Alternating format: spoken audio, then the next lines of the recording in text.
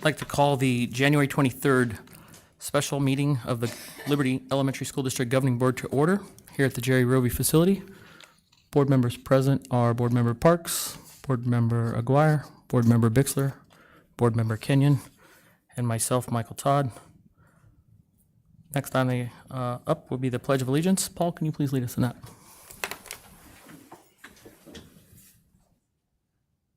I pledge allegiance to the flag of the United States of America and to the republic for which it stands, one nation under God, indivisible, with liberty and justice for all.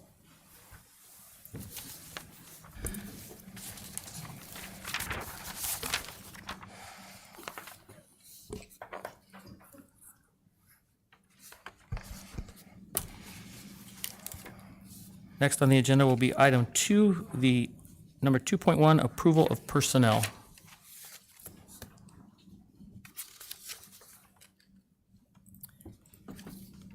Mr. Todd, this is typically in a consent agenda because we didn't have any other items in the consent agenda. It's just here as a regular item and an opportunity to approve personnel in between the next meeting, which just helps us get staff faster.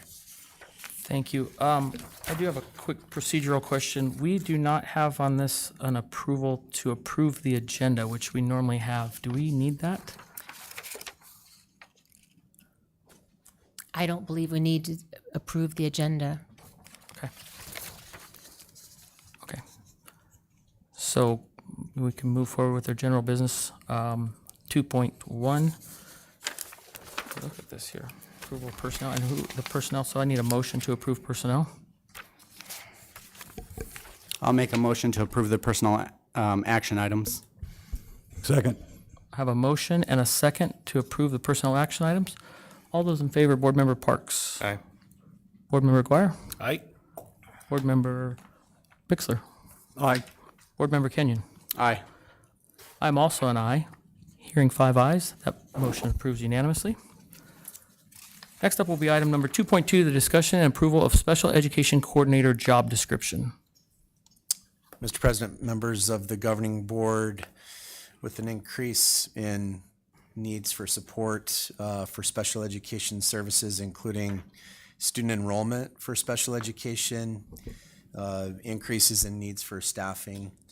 We feel like there's really a need for this coordinator position. We currently have a special education coach, and with our increases in enrollment and the increased needs, our special services or special education coach is currently absorbing some of these additional other duties as assigned. And as a result of these increased needs for services, needs for increased oversight for compliance, we have brought forward tonight the job description for the special education coordinator for your approval this evening. So take any questions that you might have, but that's what we have as an approval item first up. Members of the board, do you have any questions or comments? Is this new? I mean, we haven't had this before? We have not had this specific job description. This is an evolution of current job description and with increased responsibilities. There's a strikeout, 1 and 2 at the bottom. It says it's preferred, but they're striked out. Why? On the actual description? Yeah. I think that was an oversight on our part. The strike-through version really shouldn't have come before the board because, to your point, this is a new position. So what you're looking at really is the working draft with administration. So it really should have just been the special education coordinator as a new position. So if you would just look at the one that is not the strike-through version. And why are we, I don't understand why we need this position, I guess. So there's been a significant influx in special education students qualifying for special ed services. That's number one. Number two is there's an increased need for oversight for compliance and direction specific to being in compliance with IEPs. And so without that additional oversight for those specific coordinator type positions. As we grow and as we kind of get bigger and larger in population, there's a need for some additional oversight to ensure that we're compliant with the state. Those are some things and pieces that we have been lacking as we've grown, kind of outgrown our own boundaries, so to speak, for the capacity in those positions that we just have, specific to the instructional coach for special education. So with these increased responsibilities, this job description more fits with the needs that are needed for the compliance component and oversight. So you said that we've had a significant increase in IEPs. I thought we locked that down here for future enrollment, at least outside the district. So what have we added? I can have Ms. Hamrick speak specifically to those particular components that we've added if you'd like. She's here to speak to that. I would add that we do have two. Ms. Hamrick is our executive director. She does have responsibilities for special education. The board has supported the district with focusing her attention fully on special education next year. So that is a support also. However, it is still one person.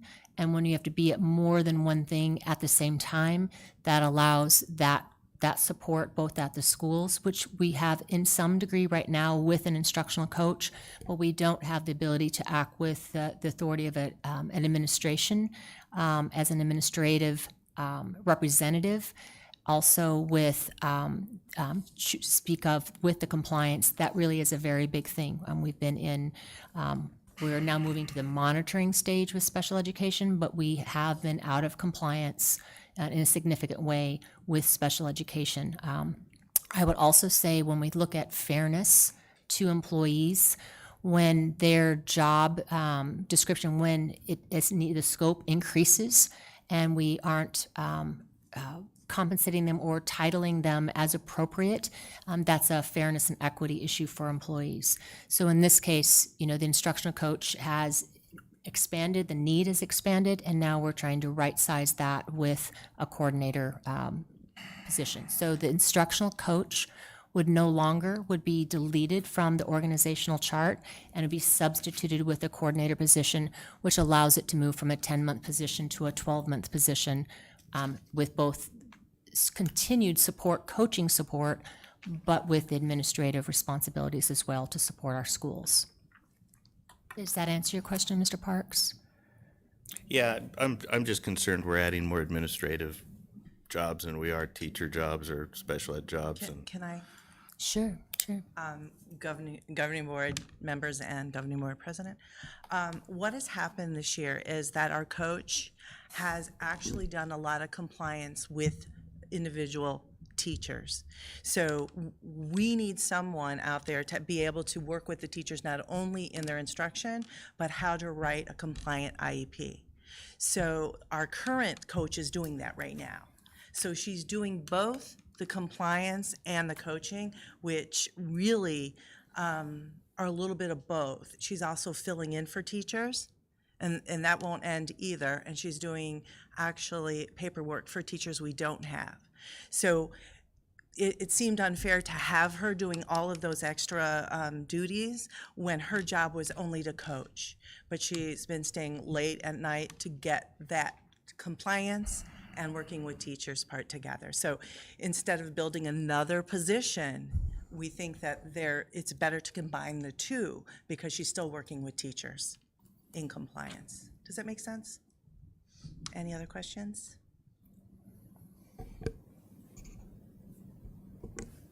Board Member Bixler. Yes, I agree. I think this position is needed. The one thing you don't want to be is sideways with the federal government over special ed issues. Tell me, does this position, does it carry an expectation or responsibility for IEP meetings? So would this person actually sit in with the IEP committees?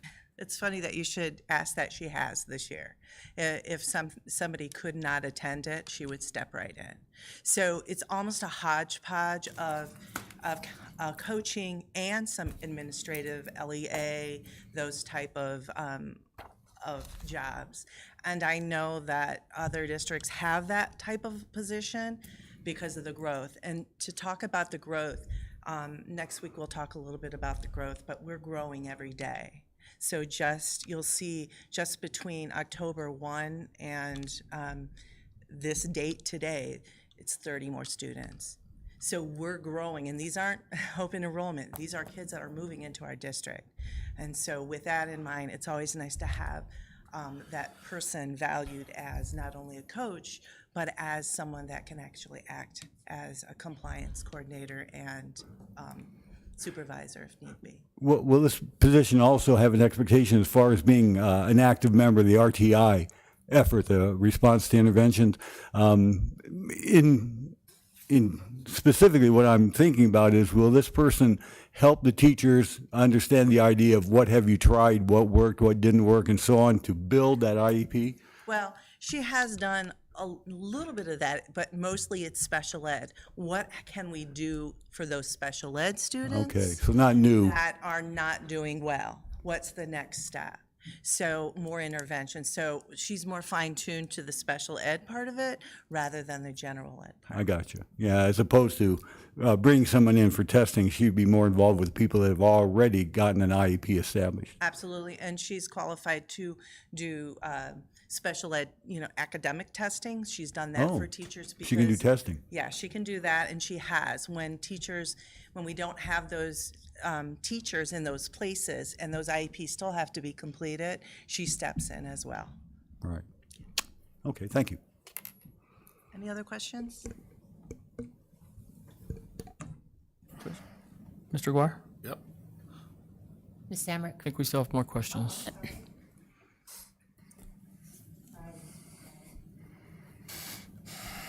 So with the growth that Mr. Nuttall talked about, could that also be translated as just growth of students within the program, that some who are in the district right now were not classified Oh, absolutely. as special education? Yes. And something has transpired, maybe a need has arisen that now they Yes. are classified? Is that part of the growth Yeah, and that's that part of that Mr. growth Nuttall too. talked about? Absolutely, Okay. because, well, next week when I talk on special education, you'll see that there are a lot of kids at each school that are going through the identification process. We call that the child study team. And so, yes, that will grow even more.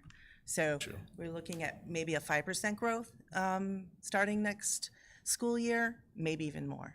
Okay, thank you. Board Member Kenyon, do you have any questions? Hearing no more questions, I'll take a motion.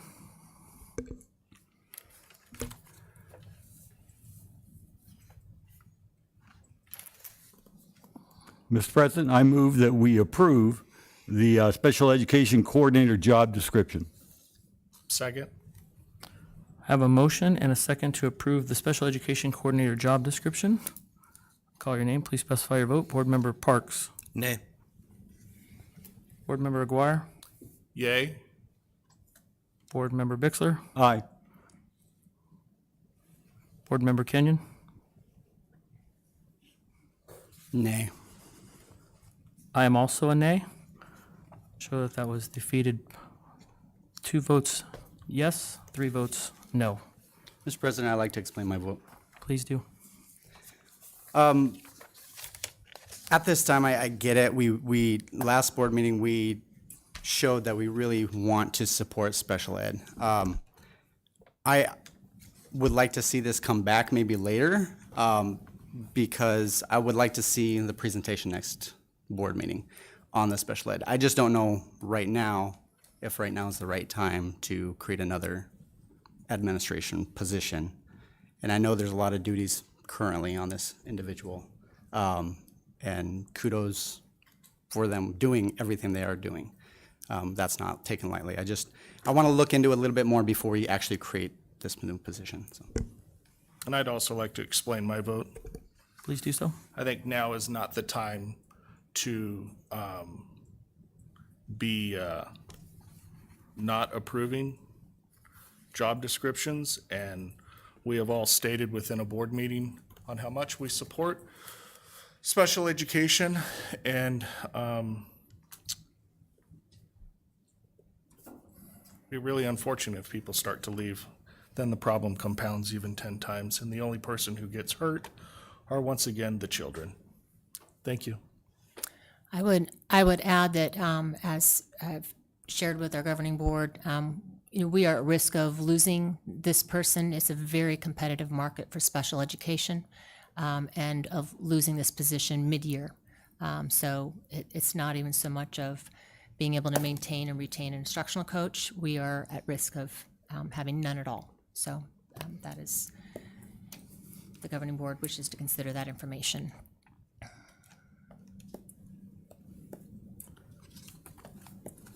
Next up is item 2.3, discussion approval of Stephanie Church as special education coordinator.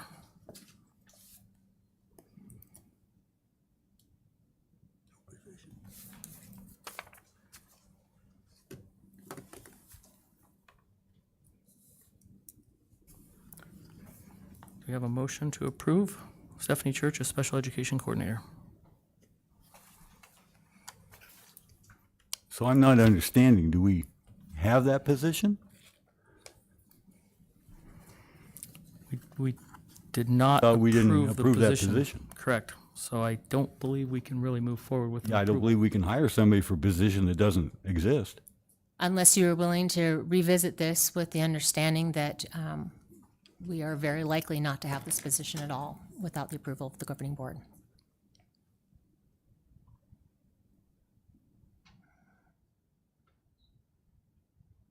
I'll make a motion. I make a motion that we approve Mrs. Stephanie Church as special education coordinator. Second. Have a motion and a second to approve Stephanie Church as the special education coordinator. When I call your name, please state your, There needs to be some discussion on this also before we vote. okay, we can have it. Good. Once again, I will state that children who are already have it tough in life, by no fault of their own, will be harmed due to this board's either action or inaction. I want everyone to remember that. Student achievement is our first and foremost action that should be on our minds at all times.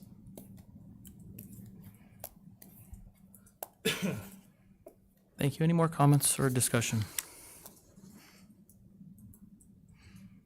Hearing none. Board members, when I call your name, please specify your vote. Board Member Parks. Nay. Board Member Aguirre. Yes. Board Member Bixler. Aye. Board Member Kenyon. Nay. I'm also a nay. I'll show that that was defeated. 3 noes, 2 yeses. Next up will be item 2.4, discussion consideration to approve the revised organizational directory effective January 23rd, 2023.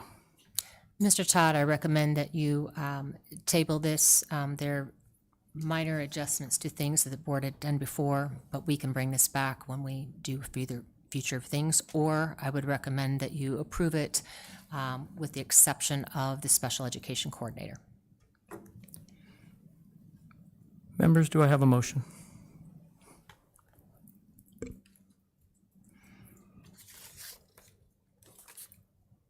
I'll make a motion to approve it with the exception of the special ed coordinator. Second. I have a motion and a second to approve the revised organizational directory effective January 23rd, 2023, with the exception of the special ed coordinator. Is there any discussion? Hearing none, board members, please state your vote when I call your name. Board Member Parks. Aye. Board Member Aguirre. Yes. Board Member Bixler. Aye. Board Member Kenyon. Aye. I'm also an aye. I'll show that that was approved 5 yes, 0 no. Next up will be item 2.5, the discussion of the discipline system. President Todd, members of the governing board, the board asked to review what our discipline program was and to for us to with that, we will be here to share with you kind of the overview of some background, some key components of our model that we want to engage in a conversation with you about. And then followed by then what is the process that we use to put those components into place. And then we will conclude with some next steps, because this is a year-long plan for this year of how we are working on discipline in our strategic plan for this year. And we can talk about those key next steps with the governing board in conversation with you about that. So I've asked Mr. Nuttall to start off with just some background information about how do we get to where we are today with the discipline and the plan we have currently in place, and what have been some adjustments we've had to adjust to legislatively. Excuse me, Mr. President, I can't see a darn thing over here. Is there something we can do about Mr. Aguirre's monitor? I could sit there. Mr. Aguirre, are you willing to lower your monitor so he can No, see I the could screen? sit over there. I He's- like to he's have fine it where at he's at. eye level. That's good aesthetics there. I think we need to stay on agenda topic. Thank you. Board members, Mr. President, just wanted to briefly share some background with you from student discipline perspective. First and foremost, back in 2019, it was the board's direction for us to look into methods by which we could reduce suspension rates. At the time, we were sitting about a 23% suspension rate. And so drawn into our strategic plan were to implement some revisions to the discipline system, a couple of KPIs that are currently existing in our existing strategic plan regarding discipline were to accomplish these two things, reduce suspension rates and decrease students needing tier 2 and tier 3 interventions specific to behavior, specific to discipline. 2019 was the last really kind of full year, right? Prior to some things that happened with shutting down schools and going to distance learning, that we had a full year set of data. So we originally assessed it from here. And then began our work on some of the initial components. Now, that blip on the radar that was called COVID interacted with our ability to really measure continued data moving forward. So we took this information and we began to look at our discipline matrix. We also began to look at our suspension rates and some data that we had to see how we could begin to implement some of the things that were originally under the board's direction. In that interim, in 2021, House Bill 2123 was legislation that was passed specific to restrictions on suspensions for kids that are under the age of 7. It's a House bill. And so one of those things that we were working through as we integrated this into a discipline matrix was to say, how do we go about supporting kids under 7 that still have discipline needs? They still have discipline needs. They still have reinforcement needs. And so we had done some research, and actually the state put out some decision-making matrices specific to this. And so I've provided just a sample of the decision-making matrix that is used when we have students that are under the age of 7 that on our discipline matrix violate something that you would say would require an out-of-school suspension. So I work in coordination with our principals specific to this chart and decision-making matrix to ensure that we're making the sound decisions for the kids, but we're also under the actual law that has been prescribed.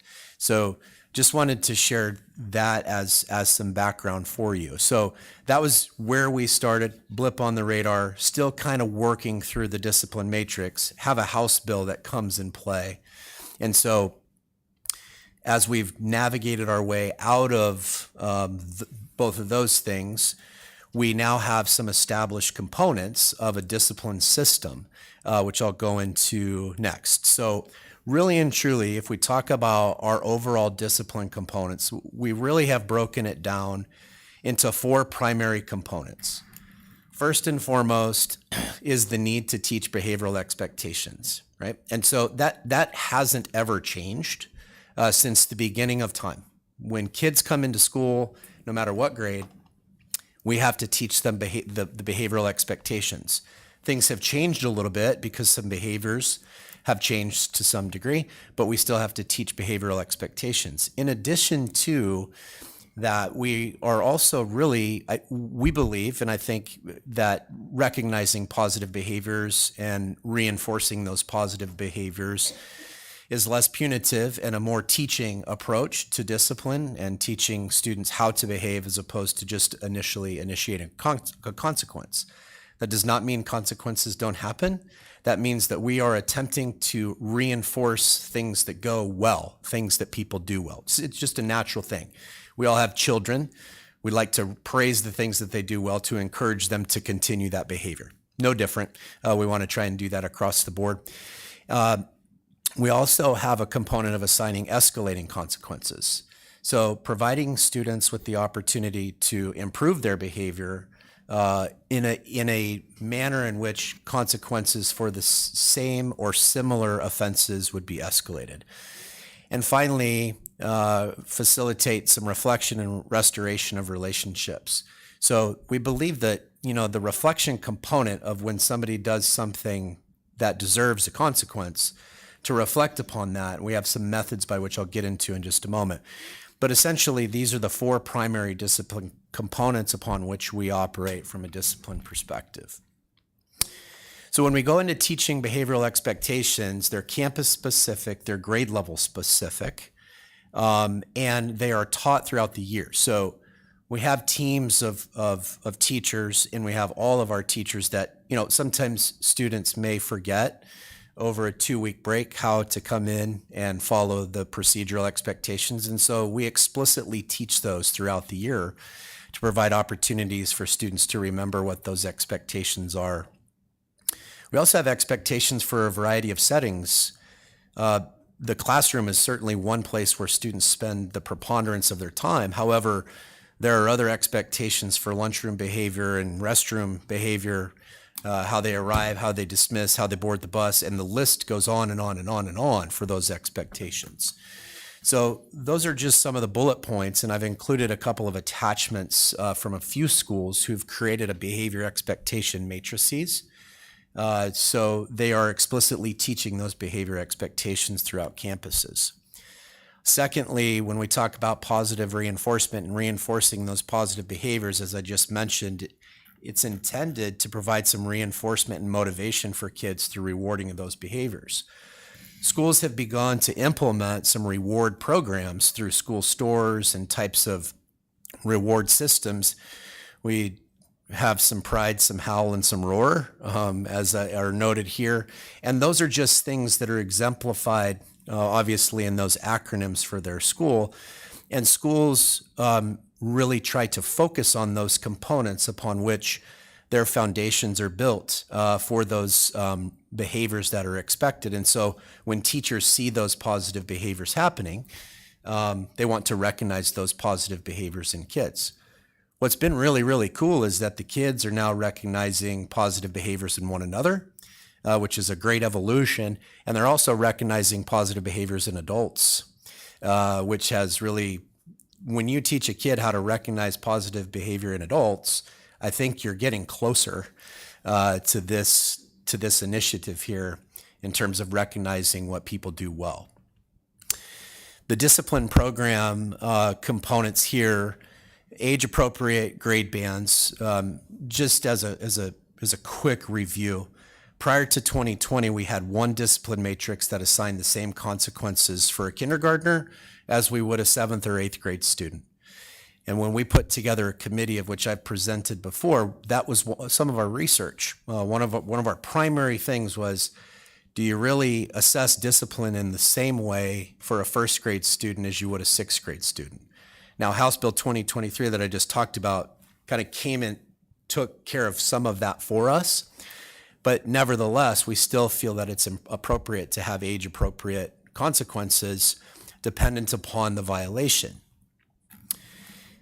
Interestingly enough, as you evaluate the the matrix, there are things that are mandated by the state that we have to do certain things. It's not an option. So many of those throughout the matrix have 1 asterisk by them or 2 asterisks by them, which tells us exactly what we have to do in terms of reporting. Really and truly, what we're looking to do through the discipline matrix is these last 2 bullet points. First of all, we want to maximize kids' access to education and providing them alternatives to suspension where appropriate and where necessary. If it's not appropriate and necessary, that's not an option. We want to try and provide as many alternates as possible. And then also to use that as a functional tool for teaching and learning, teaching students how to properly behave in the classroom. I've provided an example of the same violation here, which is disruption, and I realize it's really, really small, but there's disruption here for all 3 grade level bands. And if you evaluate, I won't go into it too in depth, but if you evaluate the progression of discipline consequences, you would see that younger kids for disruption looks a lot different than an 8th grader disrupting a class.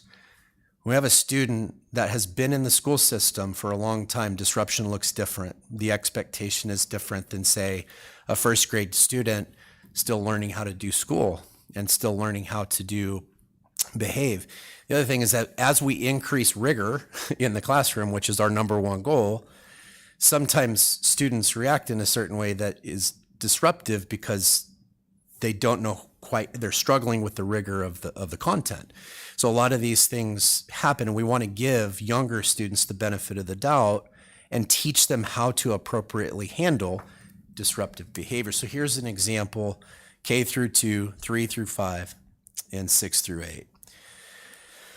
Finally, as I mentioned, the facilitation of reflection and restorative relationships. I want to focus on the last bullet here on this particular slide first. Our job, once students have a discipline consequence, is to provide some reflection and restoration of relationships. One of the most impactful things that has happened is a reentry. And when we talk about reentry, what happened is a lot of times students would get suspended from school and they'd come back to school and they'd just go right back into the classroom without ever having any conversations with administration and or the teacher. And so we've built in some reentry components to say, let's reflect on what happened. Let's talk about how it impacted others. Let's talk about how it impacted you to hopefully avoid having the behavior occur again. The most impactful part is we want our goal is to try and pull on the same side of the rope as families when it comes to discipline. We want the parents to support the school, and we want the school to support the parents. We realize that there are sometimes some differences in opinion, but the way that you can reflect and restore is to get them around the room, in the same room, and talk about it to provide that opportunity. So the reflection and restoration component is just that. What kind of strategies can we assist the student and the teachers in employing so that the behavior doesn't continue? And so those are just our 4 discipline components as you kind of break it down. I'll just also talk a little bit about our school behavior plans. In the summertime, we evaluated some survey information. We evaluated discipline data that came back at the end of the school year. And essentially, we came up with some root causes of why these behaviors were occurring, right? Why was this happening in our schools? And essentially, it came down to these, on the school examples of some root causes, it came down to building relationships, teaching expectations, strategies for de-escalation. How do we talk a kid off the ledge? How do we not get really worked up ourselves? Reinforcing with class positive behaviors. You've heard these things kind of come to the surface tonight. Assigned consequences, reflection, and parent communication. The numbers that you see beside those are the schools, the number of schools that had that as a root cause. So as an example, all 7 campuses mentioned as a root cause de-escalation strategies. So as we start to develop and build out our behavior plans, one of our goals is to say, let's equip our folks with de-escalation strategies. How do we build relationships and how do we communicate with parents? So you see the 5s and the 7s, which have occurred most frequently. The solutions on the right-hand side are the things that are now in behavior plans to address specifically with student success teams. So it's a little bit of information. So I just wanted to pause, have a little bit of a discussion. We have lots of folks in the room here to answer any questions, but I wanted to provide a brief overview and just some of our progress to date, specific to where we're at this point. So I'm just looking for some feedback from the board on the components. We'll talk coming up about the process, how does that work? What triggers, referrals, systems, things like that. How we move to more challenging students versus one-time offenses. But really just the key components, these 4 components. Is the board philosophically agreed with these are 4 critical components of a discipline program? I have a quick question. Mr. Nuttall, you said we had a suspension rate of 23%? In 2019. 23% of our student body. 23% of all referrals resulted All in referrals. suspension. Okay, that didn't, I was like, you got to be kidding. So what happened to the 23%? Where are they now? So the referrals, if it went all the way to a suspension, I would hope that we're seeing things like escalating, and I think we still have more work to do on that aspect of how we can further improve how our consequences escalate, so that there's something that happens. There's something, so we've got the positive side, we've got the reteaching side, but we also need to have consequences that deter students from repeating that behavior. But it doesn't need to be suspension right off the bat. It could be a loss of a key privilege. It could be we're assigning some type of a detention. It's a loss of recess. There's sometimes in a lower grade classroom, it's simply moving your seat away from your friends, and you're going to sit on the other side of the room. They know that that's gotten them in trouble, right? So it's some type of escalating consequence for that, versus jumping straight to really our only, our primary solution is jumping right to suspension that takes kids out of school. And originally, our governing board was concerned about that education to prison pipeline, how suspensions, all the research was coming out about that time of how that was contributing to that, and also the loss of educational time, access to education. If we can apply consequences in a different way, deter behaviors, that doesn't have to result in suspension. So that was the thinking at the time, and just, we're really coming back to we want to be in agreement and pulling in the same direction as a school district with leadership of what are the critical components of a discipline model.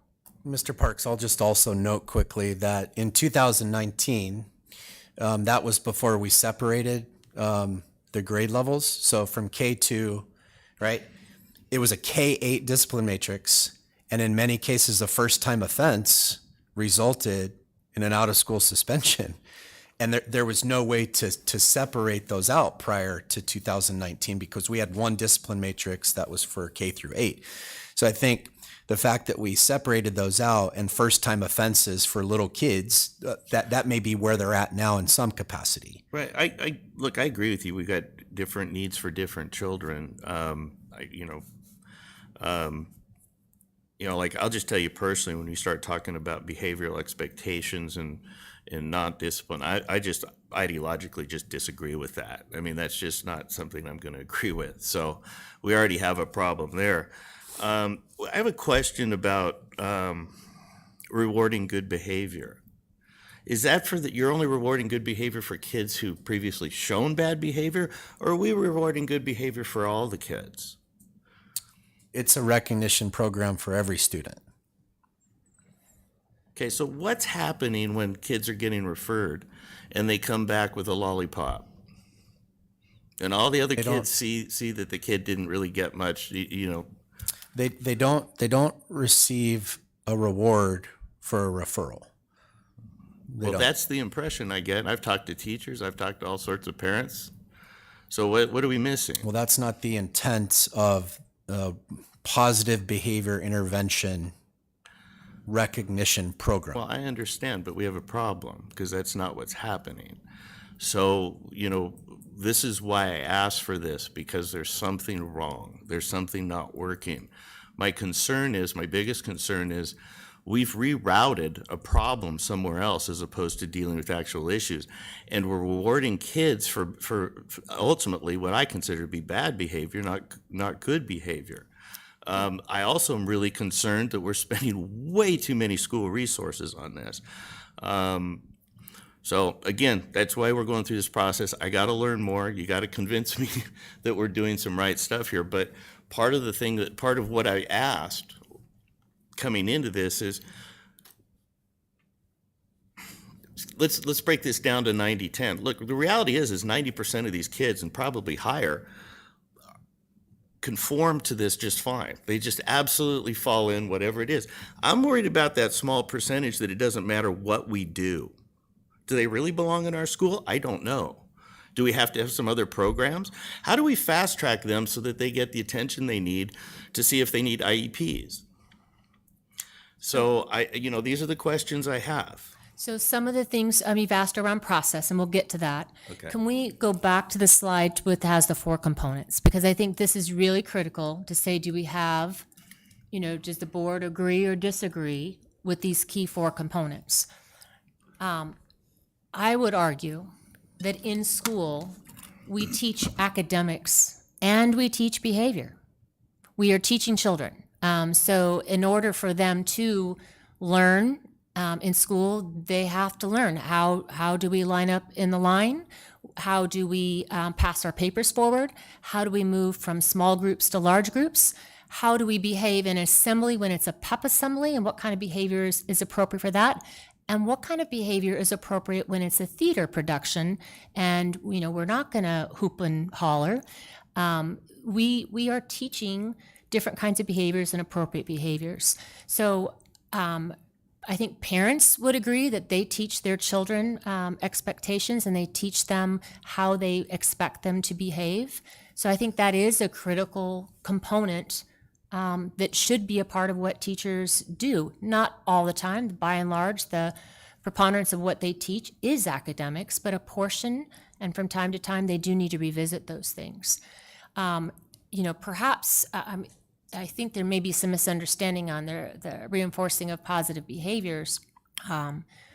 We don't want school to be a negative, terrible place, and all we're doing is spouting rules at children and getting their attention when they've done something wrong. When they do things well and they do things right and they are demonstrating the kind of character that we want them to have as human beings, it's a good idea to encourage that and to promote that and say, Athena was doing this today, and that's an example to everybody else of the kind of behavior that we want all kids to attain to. So, perhaps, one of our principals could speak to positive rewards and the kinds of things that they reinforce, and maybe speak to your concern, does this take too much of our time to do this part? Would that be helpful to have a context for what that looks like? I don't know. So am I hearing you disagree with recognizing students behaving well, recognizing good character on campuses? Is that something you're concerned about? That isn't it. My concern is how it comes across if you have a child who's continually misbehaving, and then he does a good thing and gets rewarded. That attention then goes to the other children. They're smart. Oh, look, I can behave badly, and then if I behave good, then I get a reward. We just have to be careful. It's a slippery slope. So, kids figure these rules out pretty quickly. So I'm not trying to say that what we're doing isn't working or parts of it isn't working. I'm concerned, my biggest concern here, and we can probably get through this and maybe I'm speaking ahead, but, I want to get our classrooms back healthy. I don't want teachers to have to spend their time, worrying about referrals, worrying about, because it's usually one or two kids and it keeps happening over and over. Why? Why does it keep happening over and over? What do we have to do to stop that? That's where I'm at. It's not, again, I'll go back. Look, majority of these kids we aren't having problems with. And yes, they step out of line very quickly. They fall right back in. We have some kids in school who don't seem to get back on track very well. And I'm worried we spend too much time there. And my question is, I don't have the answer, but what do we do to address that? Is there something we can do in our school system that maybe we can put them in some special classes? What is it? I don't want to do suspensions. I'm with you on that one, but I want them out of a classroom if there's a problem. Okay, so I hear that you are concerned kind of that, I don't know, 1%, 5% repeat, really challenging students. So I'd say this right up here is for 100% of the kids. So these are the key components that we're going to have of a program that keeps it at less than 5% of our kids. If we don't have this in place, then the other 95% isn't working and functioning well. So I do hear your concern. I think we're going to get to that in the process. And it doesn't mean that we still can't get better at it and figure out some other refinements. But these are the things that help us to have well-behaved children and the conditions for learning. So it's really important to me to hear, is there anything that philosophically, as a board, you would be collectively saying we should take out one of these components in some way? I don't necessarily think that we should take anything out. In fact, I think, and I've done discipline for 20 years. So these are the four components that I would identify out of my experience that makes up a good discipline program. For me, they change priorities. So one thing may be more important to do right then as opposed to something else. They're all important, but some have a tendency to be more important at other times than others. And that brings me to my first question. I agree that you can't expect a kid to behave the way you want until you've taught them how to do it. So teaching them is real important. I agree. I think it's got to be done. I know we've got a very, very comparatively inexperienced staff on board now. How much of what we're seeing as far as perhaps student behavior might be accountable to lack of experience in managing classes from our staff? I think we can get to that question when we talk about how this process goes into effect from a classroom management standpoint when we start to talk about the tier one. So I think we can come back to that and hopefully we'll answer your question. I'd like to know if we are doing building level strategies as far as classroom management and such and so on. The second question I have deals with the reflection piece to it. What does that actually look like? If I'm a child and I'm expected to reflect and reconcile, what does my reflection look like? Is it a conversation? Do I write it down? What does it look like? You want to take that or a principal? I would like to defer to principals because they do the reflection component and reentry. Is there any of the principals that are? Amanda's sitting forward as an assistant principal. Do you want to come to the mic? Please go one at a time. Don't crowd. Can I hear the question again? Yes. When you sit down with a child and you're doing the reflection piece, obviously you want them to get into a better place. They need to start practicing habits of success as opposed to the habits they're currently working on. So when they reflect, just what does that look like? When you're sitting there with that child, what does the process look like? Well, we have a formal reentry meeting system that we worked on or we created. So it depends on the child and the situation. So the kid might be the child and myself. It might be the teacher, the child and myself. It might be the parent, the child and the teacher, myself. So for instance, this morning I did a reentry meeting. And I spoke with the child and asked her how she felt about being back at school. And so a lot of times, like we were talking earlier about a kid just going back, and then there's a chance they're going to, revisit the same behavior, or they say, like Mr. Bogart says a lot, if you send a student back to the same relationship with the teacher or with their peer, you're going to get the same result. So you have to do some work around that. So sometimes a student will, because their perspective is so different from a teacher, if the teacher's sitting there, one of the questions we ask is, we say to the teacher, we say, will you please explain, and I'm just going to use a made-up name, will you please explain to Sarah what her place is in your classroom? And then the teacher will say, well, Sarah, you're a learner, and your place is, to learn, and my place as your teacher is to provide you with every opportunity to learn, and, I need you to be collaborative, and they'll kind of state like their role as the student. And sometimes you'll just see the student's face just change, or their body language, because they're like, wow, I never knew my teacher thought I was a learner, or that I was a leader, or I was collaborative. And a teacher will say that, like, you really have the ability to lead, or, you're really funny and the kids look up to you, and you have potential to be a leader. And so it helps the student identify their identity. And so when you get to the reflective piece, we ask questions like, well, what can we do to support you to be successful in class? And I'm always shocked at how honest they are.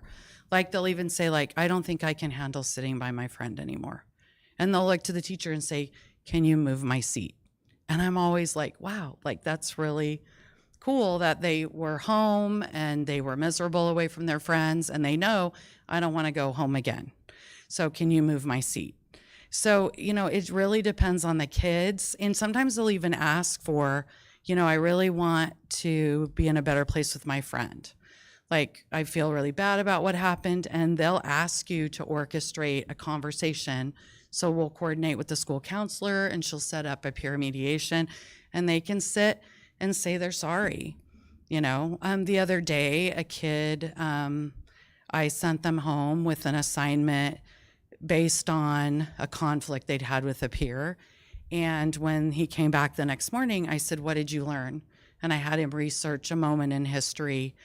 And he shared, his perspective had changed about what he had said, a hurtful thing to another student.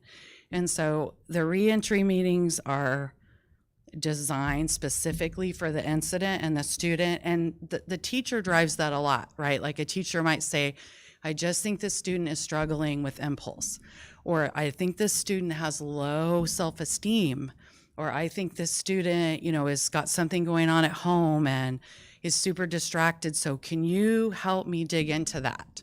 So a lot of times the teacher really drives the reentry meeting, because they're the relationship you want restored, not with me, right? Because I'm not the one teaching them. So the reentry meetings are really powerful. And at Westar, we've seen a huge benefit to them. So Now, I'm imagining that the reentry and the reflection, you don't do that. Let's say you have a child that, I don't know, throws a pencil in the classroom. Shouldn't do it. But it's not a big deal. They shouldn't do it. So they might end up spending lunch with the teacher. Would there be that much involvement with the reentry for that kind of event, that decision made by the student?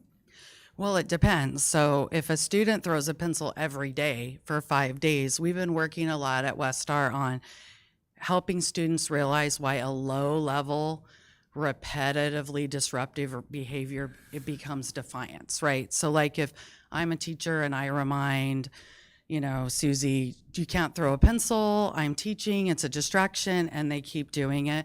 So by the 4th or 5th time the teachers had to stop teaching, they write a referral, then it's my job to say, dig into the understanding, right? The teaching component. So do you understand why even low-level behavior, if it's repetitive, is a defiance?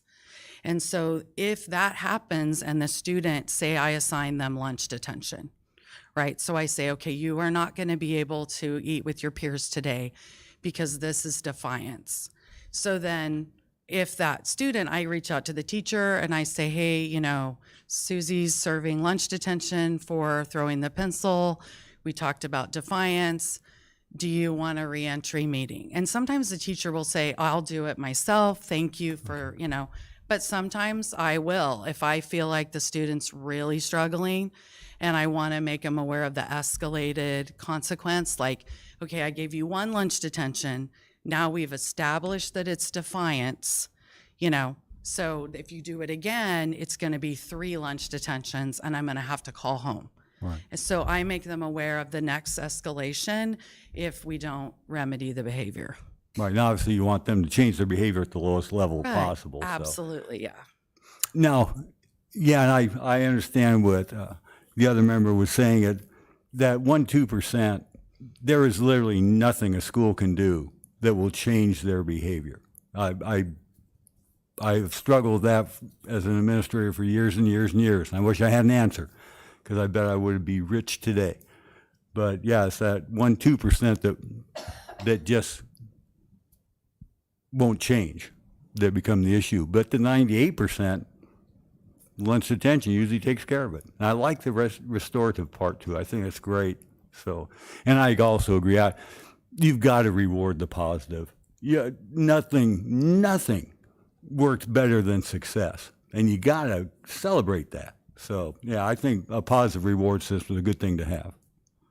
I hope that answers your question about direction. I have just a quick question while we're here. On the facilitate reflection and restoration relationships, is that only after a suspension, or is that used other places? Typically, it's after suspensions, but as she pointed out, if you've got if the reflection, I think about a child that has misbehaved, whether it's in your home or whether it's in school. We want them to recognize and be able to say, what did you do? What should you have been doing? And what are you going to do next time? Right? They have to be able to articulate that and make a commitment to that. We're looking for that change of heart, if you will. If they're kind of stubborn and they're still mad about things, we don't have their heart in the right place that they are going to change their behaviors long term. So it is a behavior, but it's also kind of where they're at inside of coming to this. So we want them to reflect on what they were doing and what they should be doing. And there are times when a restoration of a relationship, the relationship wasn't broken, we don't have a relationship issue, then there's nothing we're really needing to put that together again. But if a child was, doing something terrible in the room and maybe stole something off of the teacher's desk and she's harboring a little bit of resentment about that, it's kind of a good idea to put that kid in front of this teacher and help facilitate that and get him to ask the teacher to forgive them for doing something that harmed the teacher, so that she'll have a soft heart when she's dealing with him and teaching him the rest of the time. And he also knows that, okay, I am forgiven. I can come back. I don't have to have my backup when I go back into the classroom. So it's just like our kids at home is, we have to discipline them and we still have to bring it all the way back around to, and now we're starting anew. You got a fresh start, but the consequences still will escalate the next time. So take it seriously.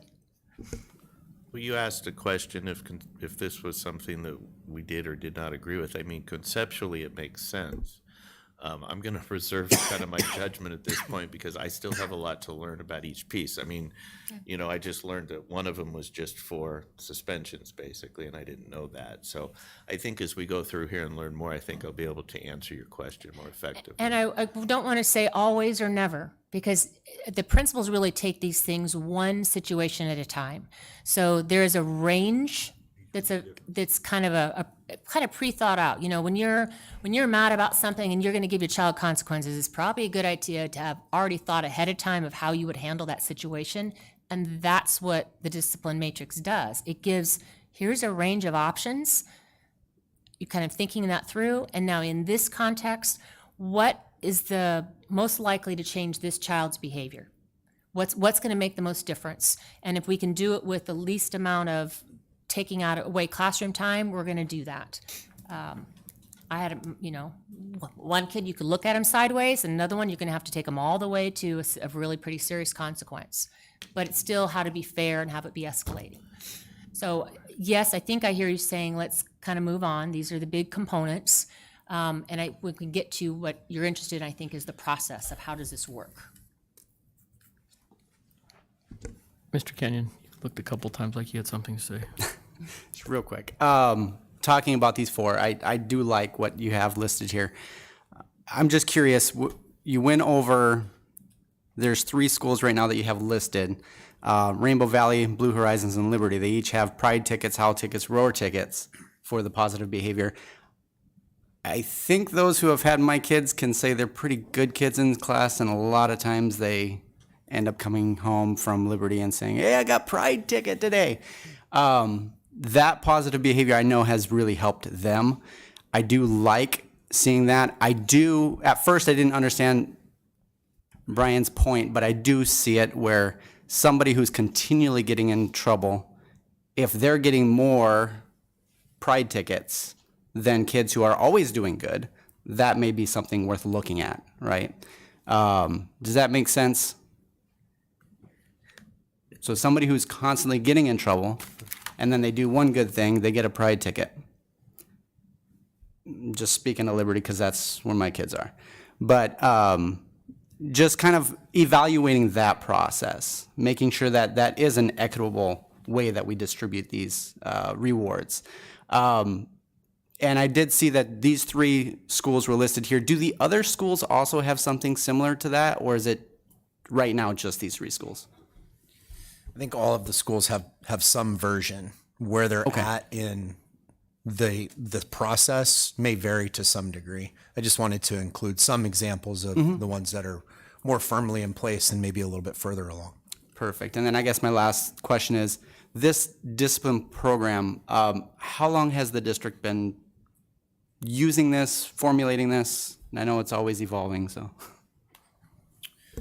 Well, I think we've been using some version of this for a long time, but I would also say that with the response to several teachers' concerns, survey data, teacher information, principal feedback, when we've established some root causes, it brought us to focus more intentionally on one or the others. To Governing Board Member Bixler's point, sometimes one ratchets up in terms of priority based off of a reaction to something that happens over the course of the year. I'll give you an example. At Freedom, for example, one of the things that they really struggled was 5th grade boys in unstructured times, right? So like walking from the lunchroom to recess, we had some problems there. And they were evaluating their survey data, and so many of the things they did was they rebuilt classroom or lunchroom expectations, recess expectations, and then provided some additional oversight to ensure that those things were happening. But that was teaching behavior and expectations, as well as evaluating the consequences that had happened from a year before to provide some particular focus on that area.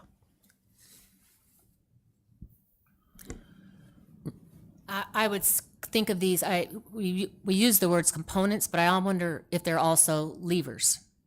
So if we aren't using enough of something, and that if we did more of that or use that in this situation, we can use those for levers for change. I just see that as an opportunity.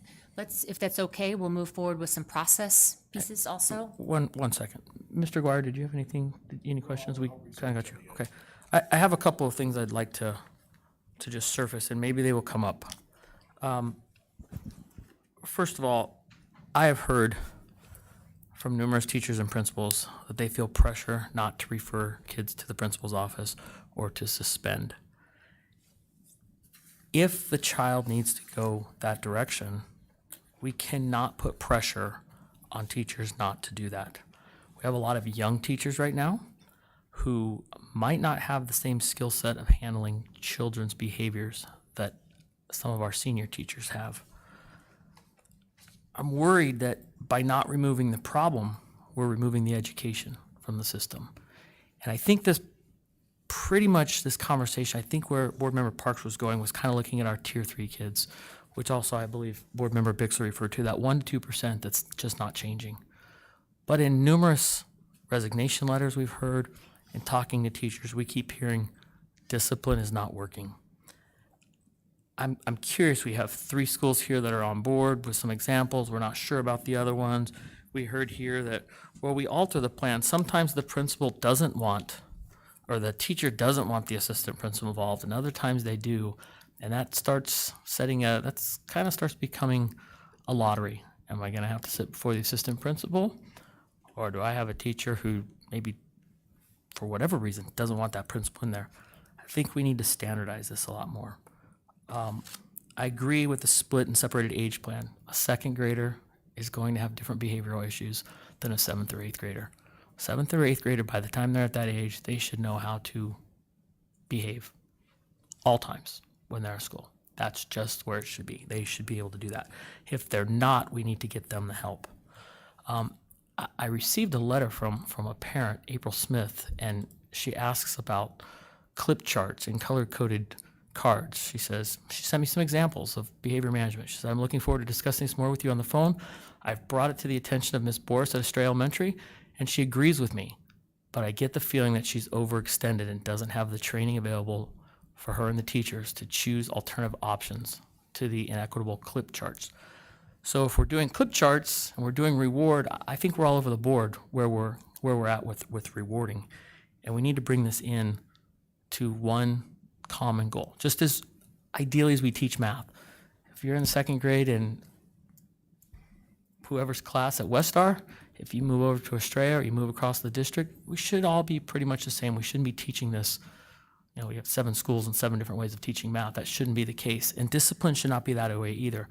But it seems like it is, and it seems like it depends on the teacher, how much the teacher wants to be involved. So I'm all for recognizing and rewarding all kids. I do agree with Board Member Kenyon that maybe some of the kids getting in trouble are being seen when they do one thing good. It's like, oh, that's good. They've done something good. But you have the kid that goes through school all year.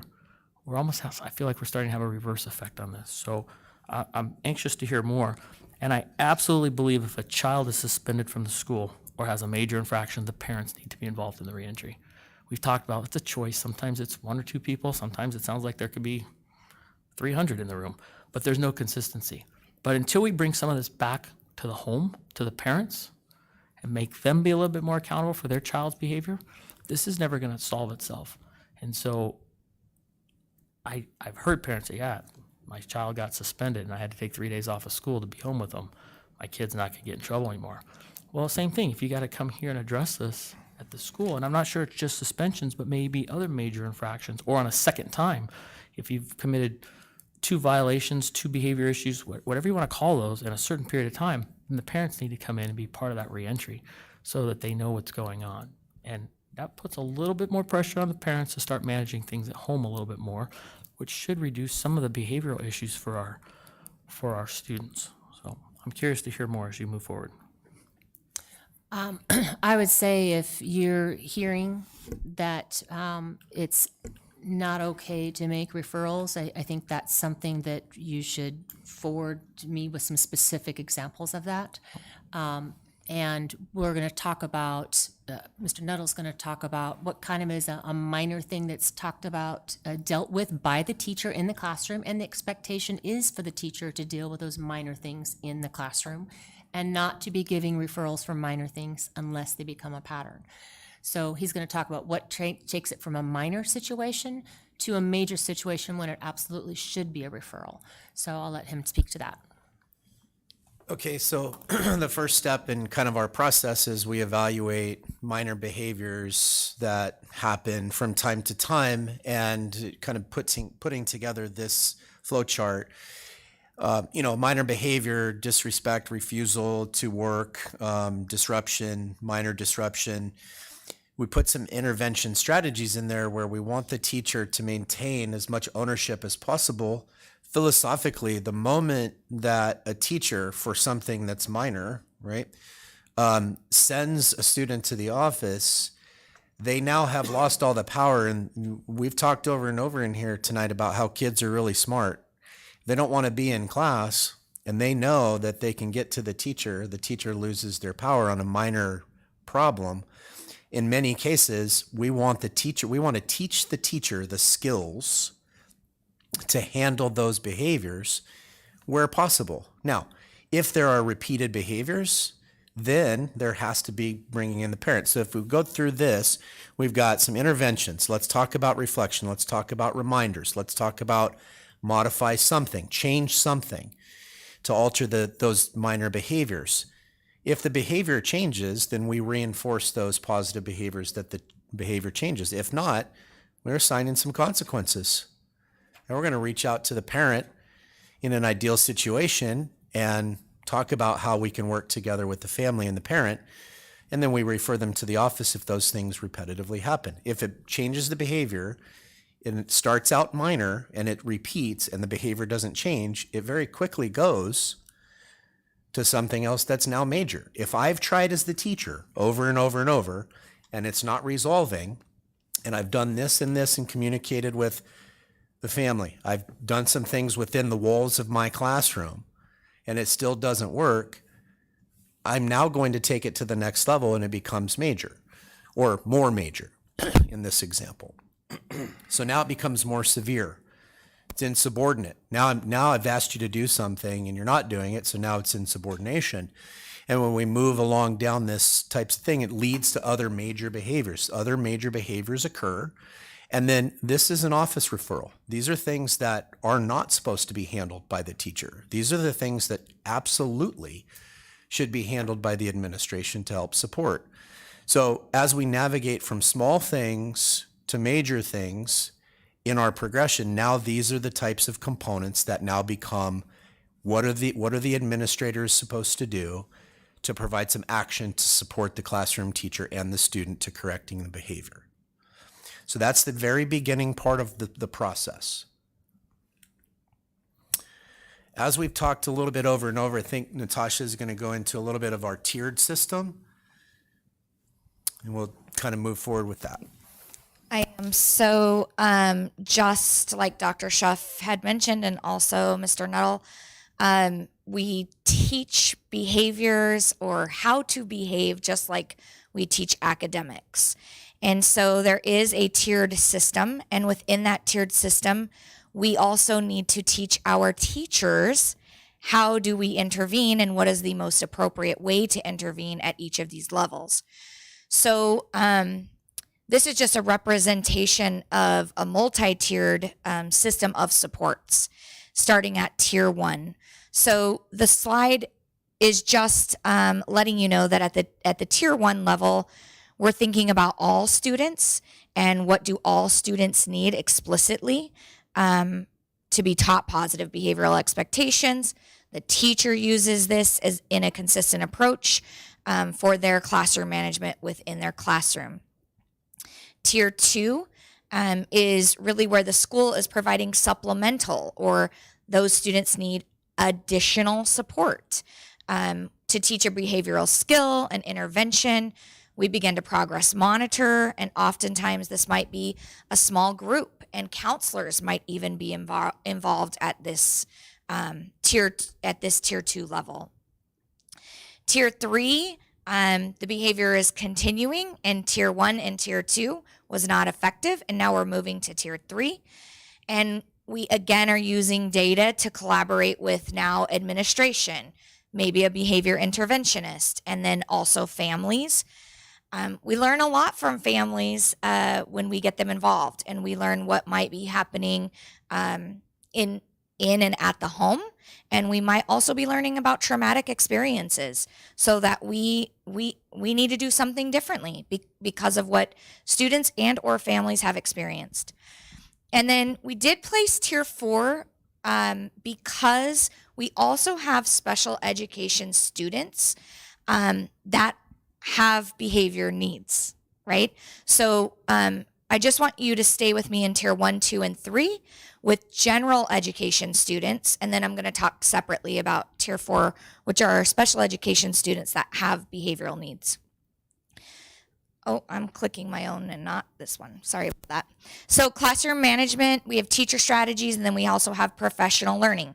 So for tier 1, we're looking at teachers building relationships, teaching and reteaching expectations, reinforcing with individual groups or class positive behaviors, assigning consequences, and you can read the rest, including parent communication.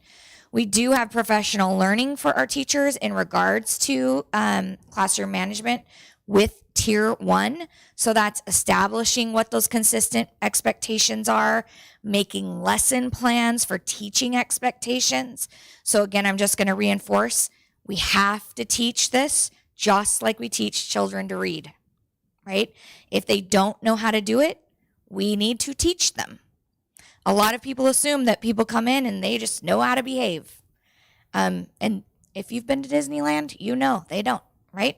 Even lining up, we don't know how to behave.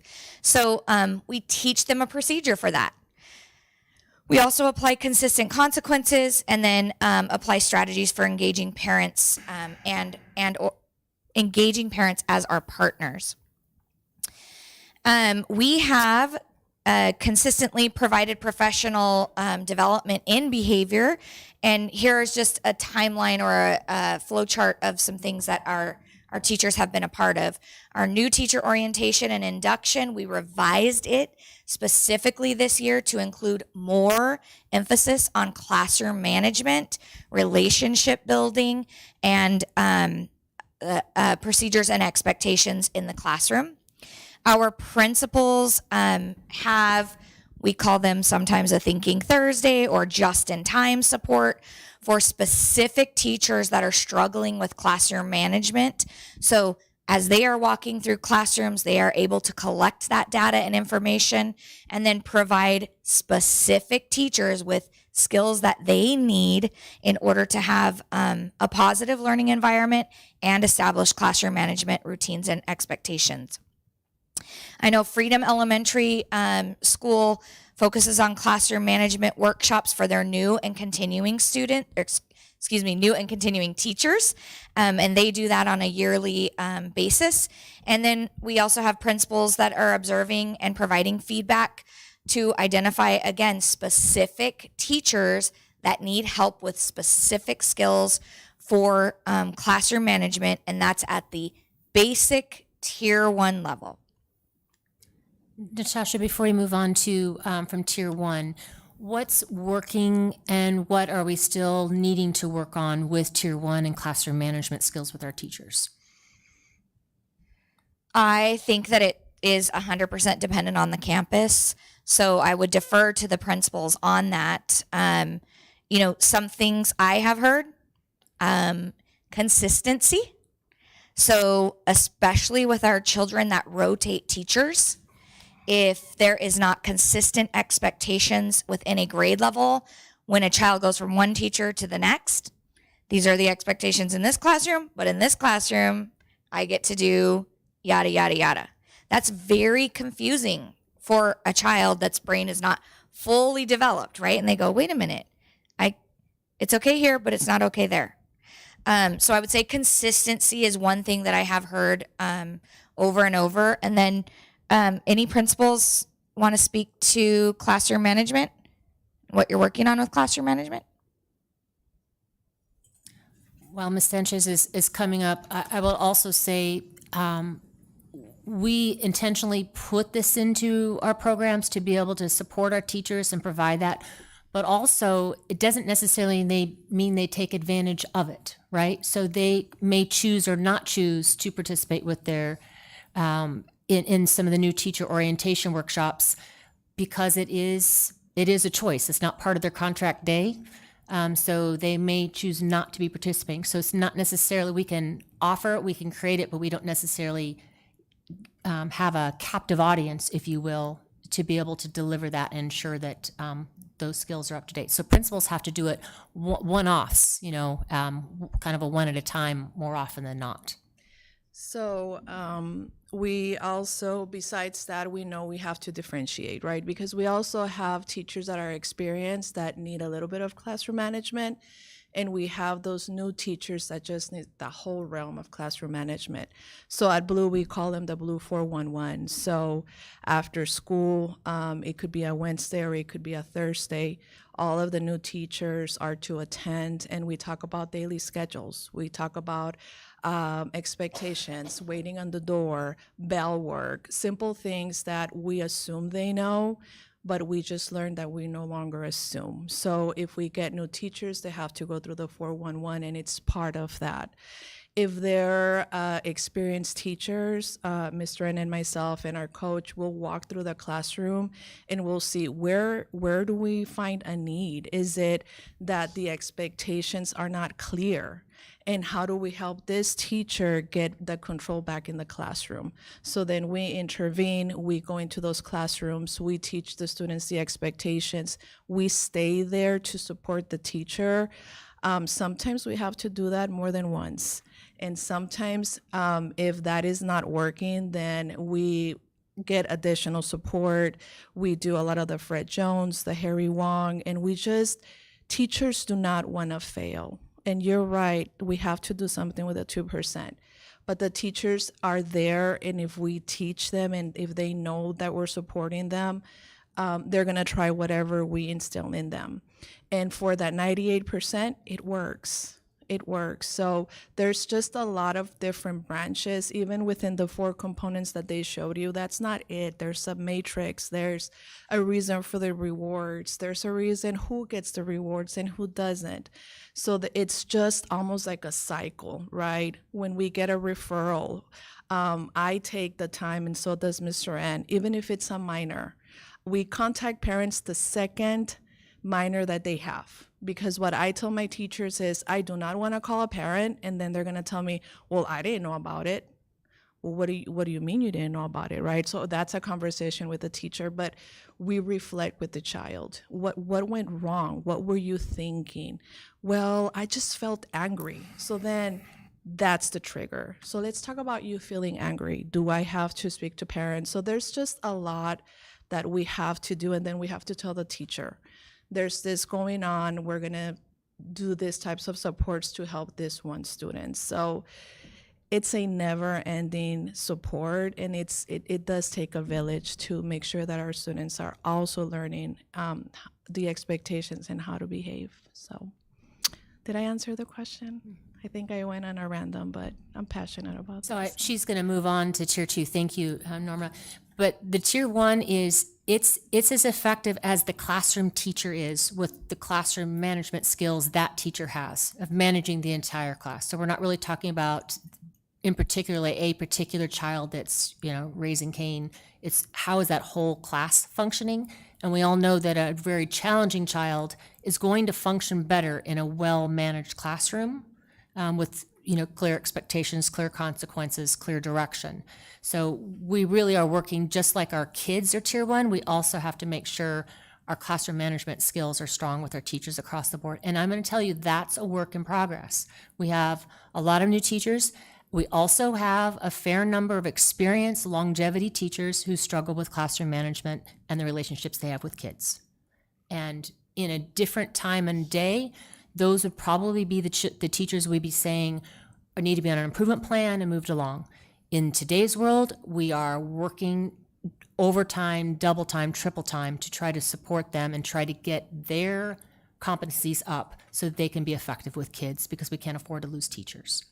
But we have lost some this year, and some of those that have stated some issues with that, I would also say many of those also had some significant classroom management and had received a significant amount of support by their principals to change their competency level.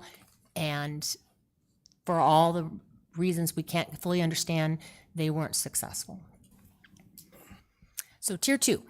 Okay, so just like I'm going to always connect this back to academics. So we're teaching blends, and everybody is getting blends except maybe Jason and Lori. So now I have a small group that I'm going to teach a skill to, right? I need to focus and spend some more time with just those 2 students. So the same thing happens for behaviors. So with tier 2, we're focusing on a specific behavior skill for goals.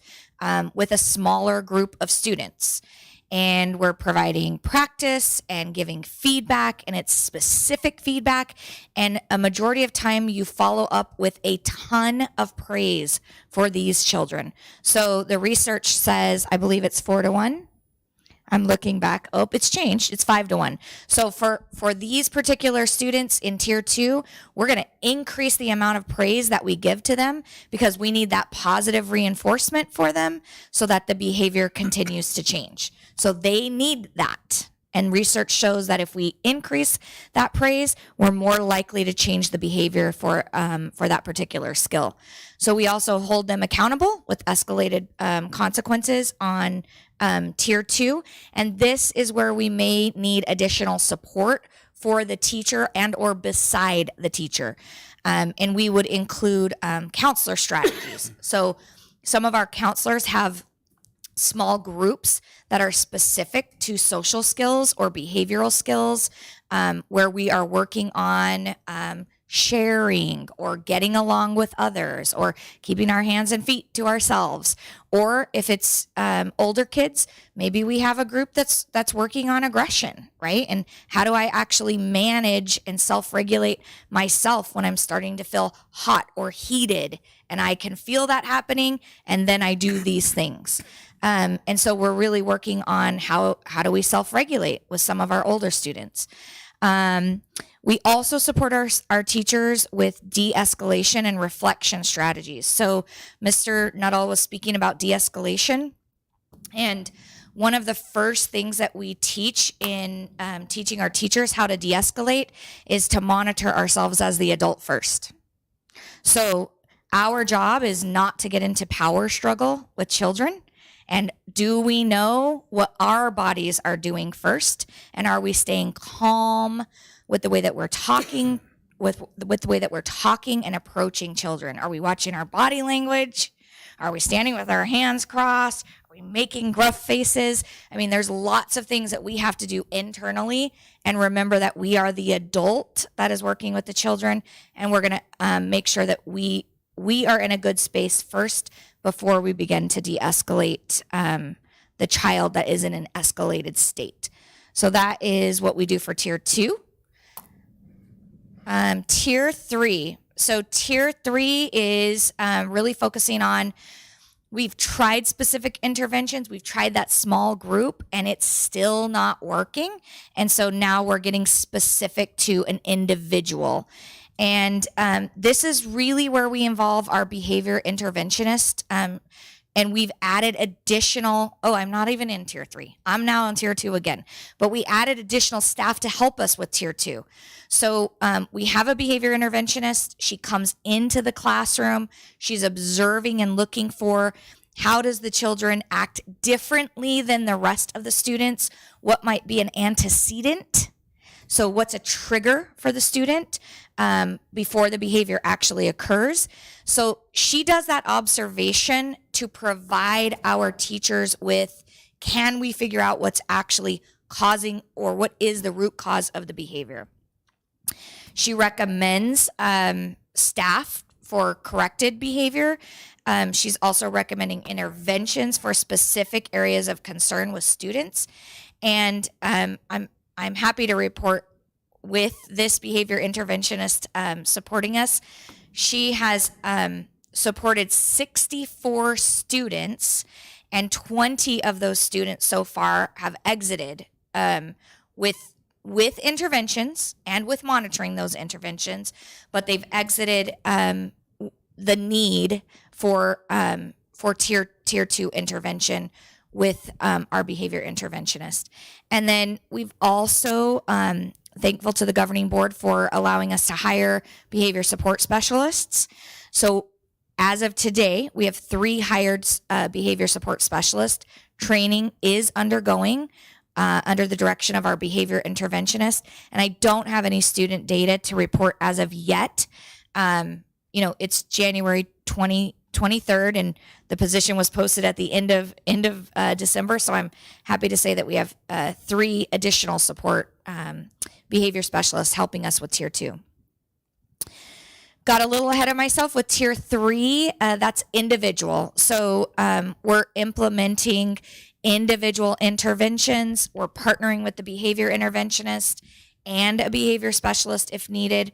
We're ensuring that we're contacting administration for real-time support. And then we have additional supports for tier 3. So the child might be coming to what we would call child study team to identify and prioritize interventions. We're looking at our success team monitoring implementation of interventions and documenting, providing teachers with feedback, and then administration is continuing to provide support or push in or pull out the student. So does that student need additional attention by another adult, either in a push-in setting and or a pull-out setting? I don't need that. Do you want to ask them if they had any questions on the tiers? I think you can go into the next part. Well, I will also just suggest that at the very end of last school year and into the summer, the principals with their leadership teams put together some student success teams. Natasha, will you just click over one more?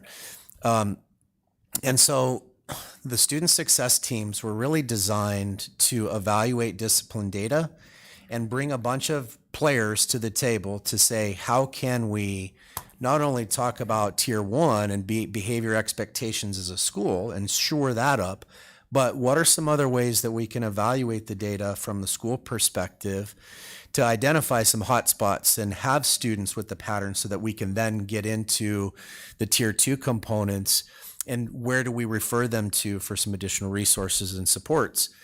So the student success teams really are talking about ways that work best. It's bringing people collaboratively together. So Natasha's used several examples of how we teach the academic side of things. Well, this is a really collaborative opportunity for success teams to bring and have an intentional focus about discipline information and how we're going to identify kids to provide those additional supports to them. And then all of the schools' student success teams have begun and are continually working through their school-wide behavior plan. So really our success teams is a new thing focused specifically this year to support some of that information that we received as a result of teacher input and survey data. Ms. Cagle, I've invited her if you would have any particular questions about how the success team is working. All of our schools have done success teams, but I just wanted you to hear from all of our campuses if possible. But this was just, in a nutshell, the emphasis on student success teams. So I would say, last spring, we recognized that teachers were struggling, administrators were struggling. That's where we brought the school behavior plans were designed for what that school specifically needed. Changes to the classroom management and supports there with a new teacher orientation, putting together these school success teams. We hired the behavior interventionist. Mid-year, we've hired the behavior specialist. So I'd say all of those things are kind of variables to changing the experiment, if you will, to say, here are the extra supports, here are the things we've added. But I wouldn't say particularly for the tier 2 and tier 3, this is kind of, we're digging into that this year, just like what to do and how to go about it and provide some of these extra supports that we really didn't have strongly in place last year. And so it's still developing, right? So our success teams have met maybe 2, maybe 4 times since the start of the school year to look at the data, check on the kids, see how it's working, what adjustments should they make at the school to do something about it. But, as you're making adjustments, you're slowly refining and getting it better. Have they arrived with how they're dealing with these kids yet? No. These are new things we're trying this year, and we don't have it down to an exact science and have it all figured out. But they're working hard at it. And with your support and principals' support, we've put some things in place to try to make it better for our teachers and kids, but we're not there yet. Okay, I think I'm continuing here. So some professional development for Tier 3, really equipping our teachers and support staff for managing the classroom, and then also school behaviors. So we have ongoing training of and reinforcement of school and classroom expectations. And it's important to note that anytime we have a significant break where children are off, we usually come back and reinforce expectations and procedures, right? It's habitual, it's a habit, and it's habit forming. And that's something that our building level principals and assistant principals do very well. De-escalation training for whole staff has been offered at all schools. So we currently have 6 schools who have conducted and completed their de-escalation training for the whole staff. And that is part 1 of the CPI training. CPI stands for Crisis Prevention Intervention. And it is the part of the CPI training that is not hands-on. So how do we de-escalate an escalated behavior without using any type of hold, if you will? Boys Town training was also conducted and delivered for our self-contained behavioral classrooms at Rainbow Valley. And that is a specialized classroom management training specific to behavior classrooms in the self-contained program. And then CPI training for special education teachers, paraprofessionals, new teachers, and also counselors. So West Star had an entire team go through a CPI training. Rainbow Valley is in the process. Freedom is also in the process, and all of our counselors have been trained as a counseling team for de-escalation and crisis prevention intervention. So just as Dr. Schuff was stating, and also Board Member Parks, Tier 1 is working for 75 to 80% of our students. Tier 2 is really 10 to 15%, and then Tier 3 is 5 to 10% of our students, with special education students needing a Tier 4. In our district specifically, this is just a little bit of data that I wanted to share with you that really notes that 5% of our students have received an office referral between August and October. And 42% of our, only 42 students, which is less than 1% of our students, had received 2 or more office referrals, and that was out of 4,400 students. And then 6% of our teachers have issued 3 or more referrals per month since the start of the school year. So that does correlate really to our multi-tiered system of supports. We're almost identical to what it is showing there. One of the things that it was important for me to speak about today is so those students that are not being successful with Tier 1, what do we do? We know that we're going to move into Tier 2, and we're going to implement behavior interventions. And then what if that doesn't work? And what if that doesn't work? And what if that doesn't work? So we do at every campus have a process called Child Study Team.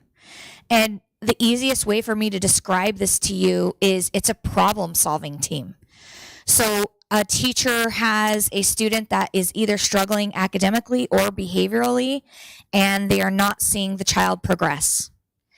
What they're implementing in Tier 1 is not working.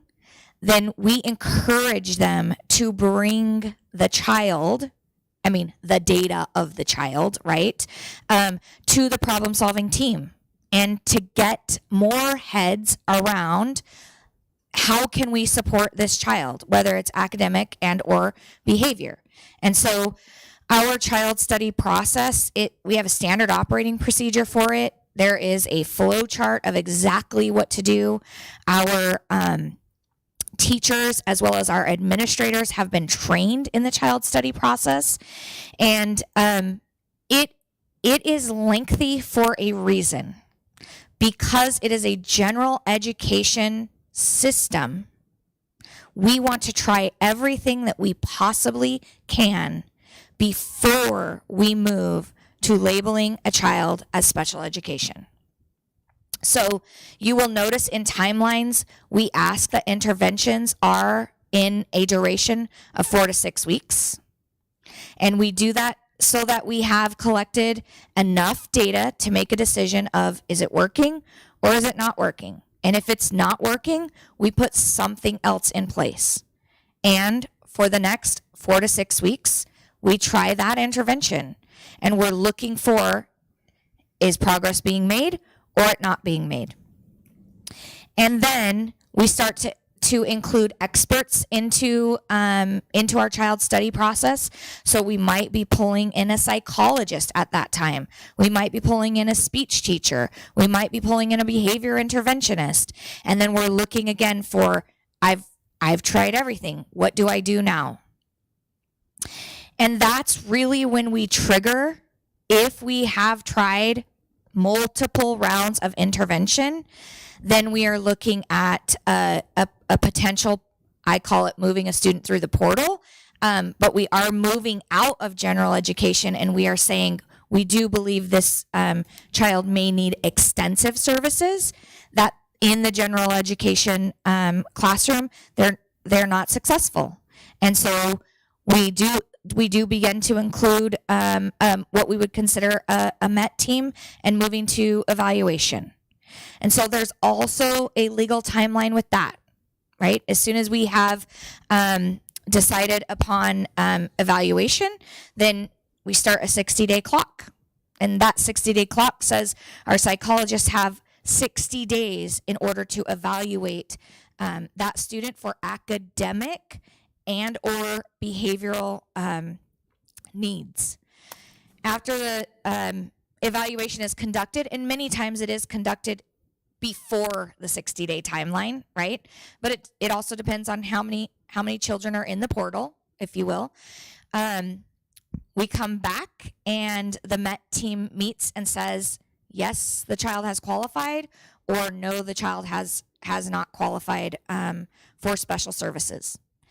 If the child does qualify for special services, we really have some decisions to make as an IEP team and a MET team. Yes. When they qualify for a special service, who takes care of that? What department takes care of that? School site.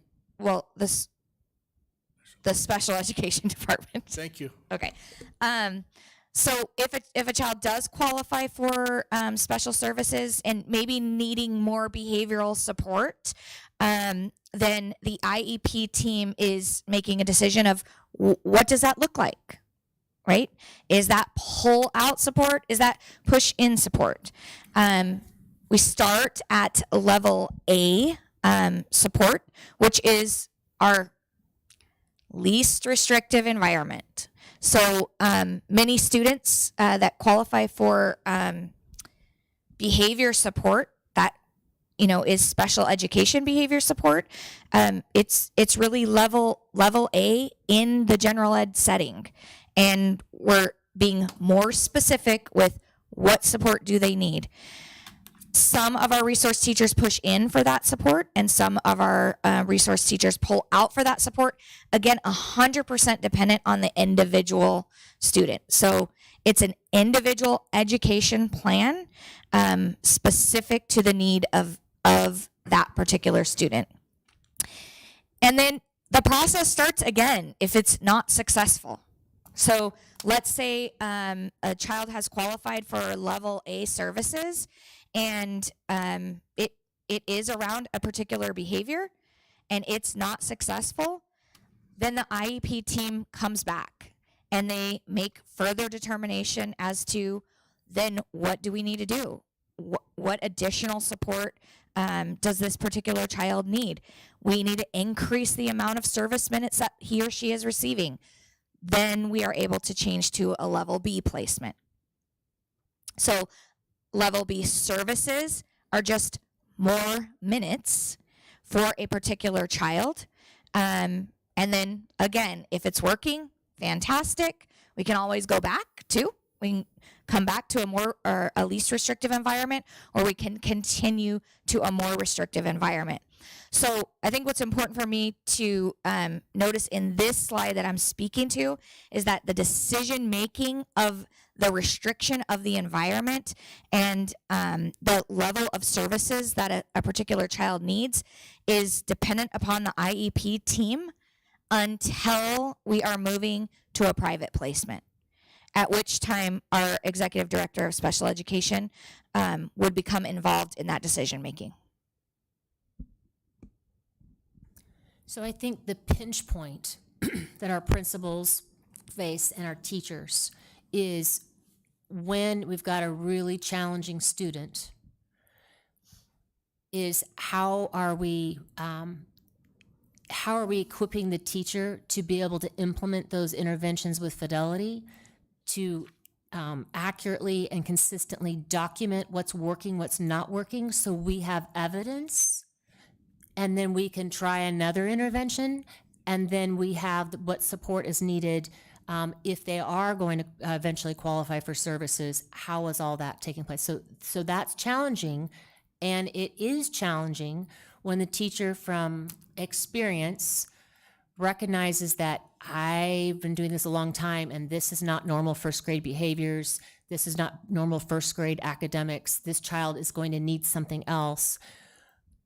You know, we can expedite to a point, and maybe those cycles get shorter. Maybe that 60-day review doesn't take full 60 days, and we put that at the top of the list because it's a priority, but it does still take time. We don't flip to put a kid from, you know, least restrictive environment into a label of special education services without really having done our due diligence.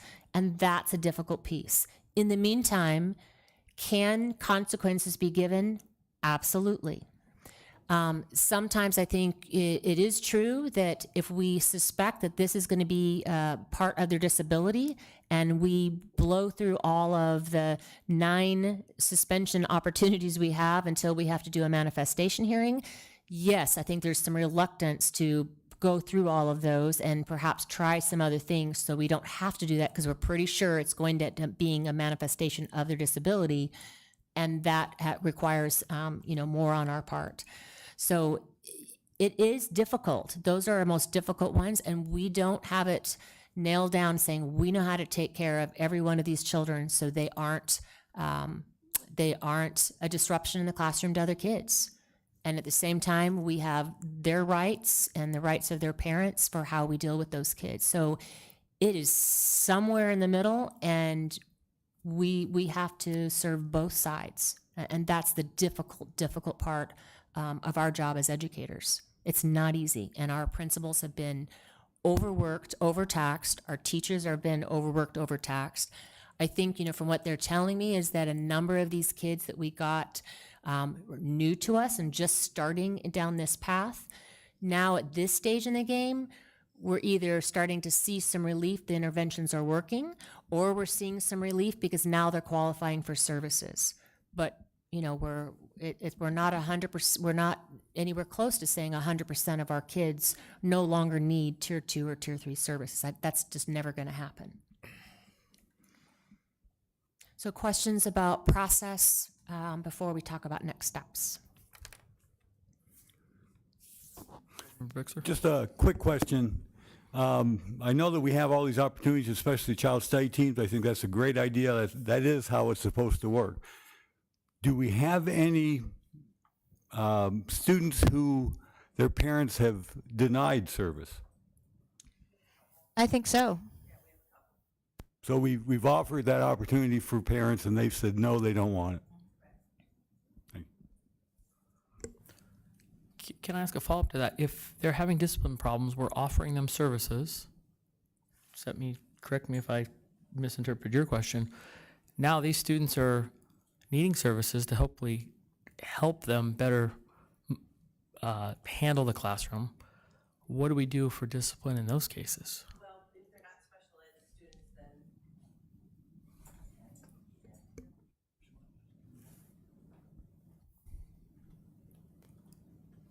if they're not special ed students and their parents either don't want the testing or they revoke services, then they become a general ed student and they follow the same guideline as a general ed student.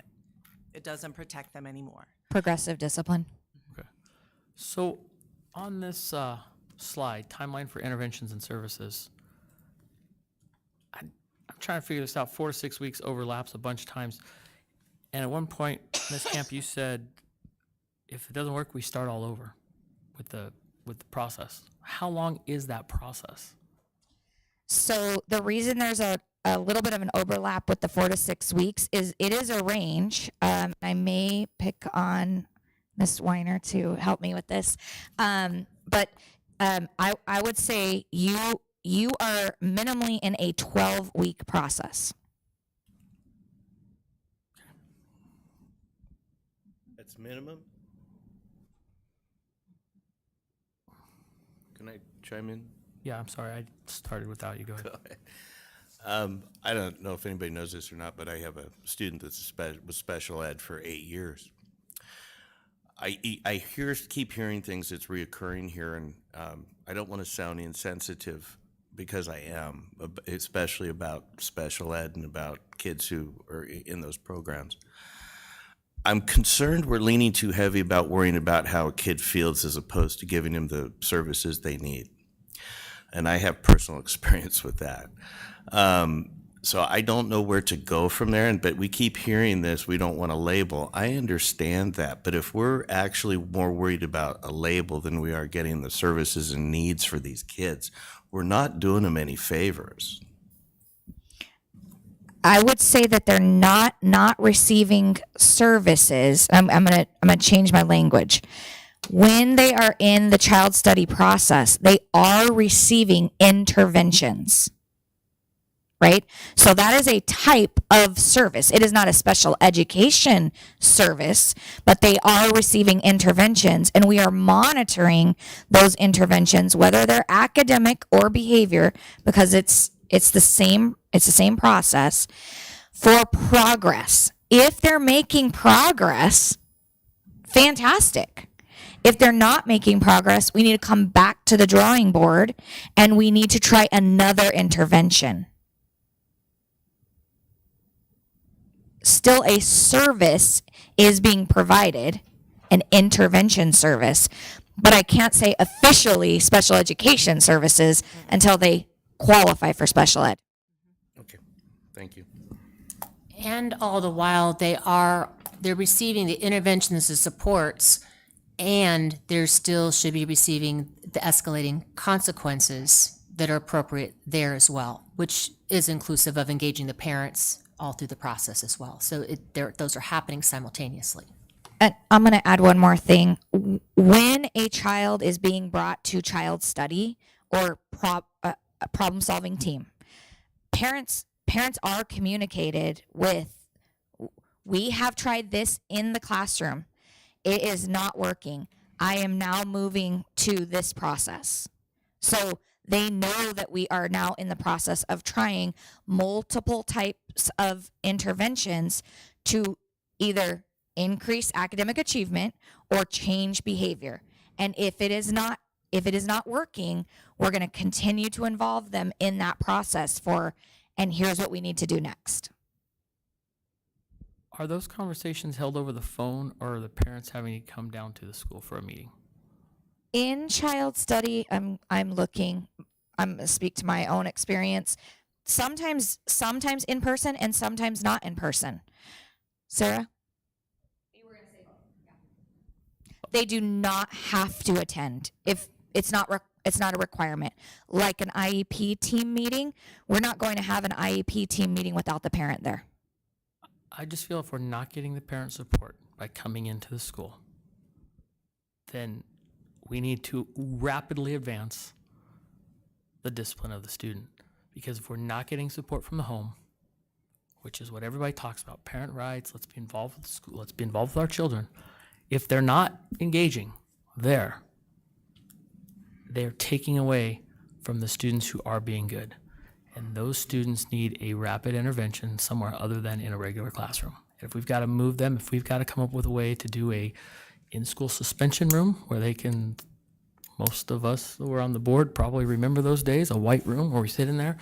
I don't know the answer, but if we're not getting the support from the parents from the very first time, and where they're coming down, a phone call, they're not paying attention. It's just the reality of today. They're text messaging, they're doing whatever else they're doing, which we're all guilty of.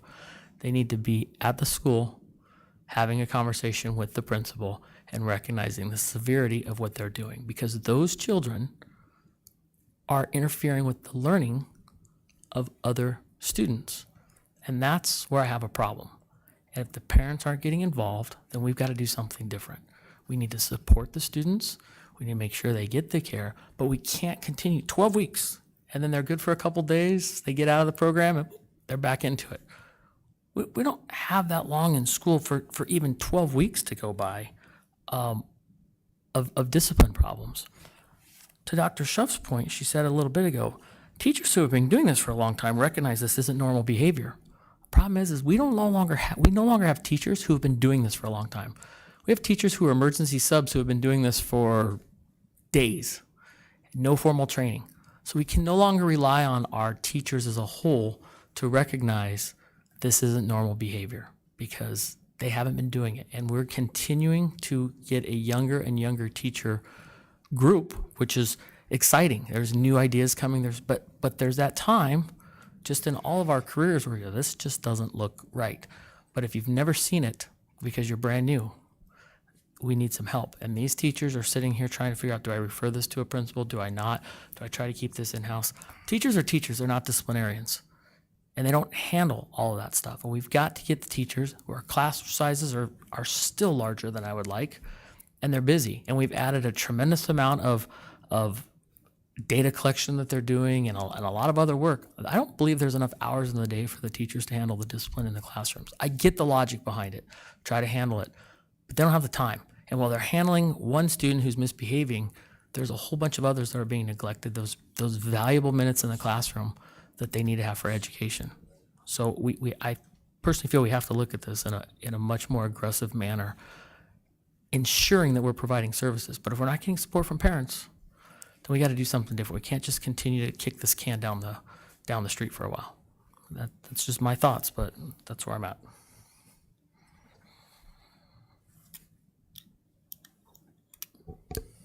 Most of my questions have been answered, but or voiced. I'm 100% with Mr. Todd here.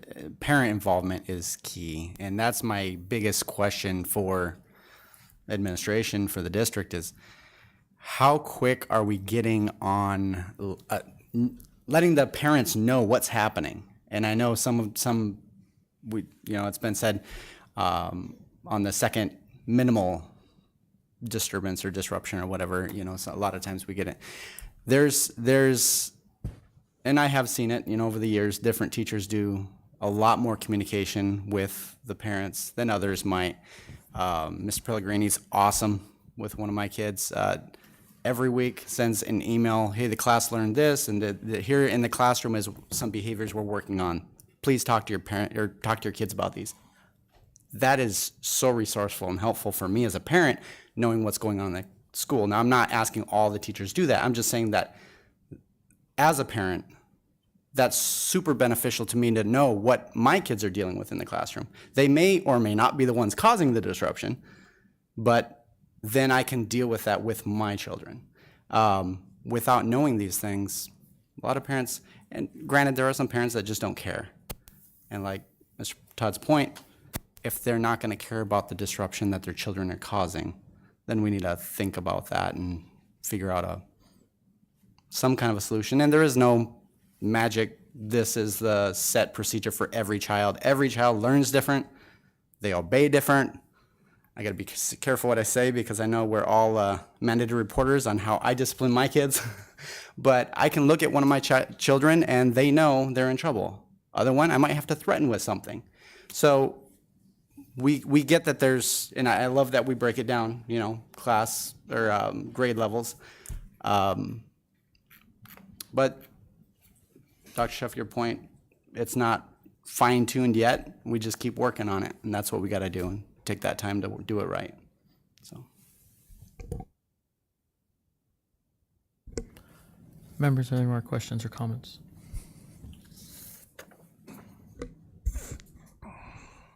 So I've heard some things tonight that are very concerning. In public education, can we pick and choose which students come to our schools that live within the district? We educate every student who's a resident of this district. And what happens if we try not to do that? Like, can we just, like, not educate kids who we perceive as bad? Is that a rhetorical question? I'm just asking. We educate all of our children. Because that's what public education is. We open our arms for everyone.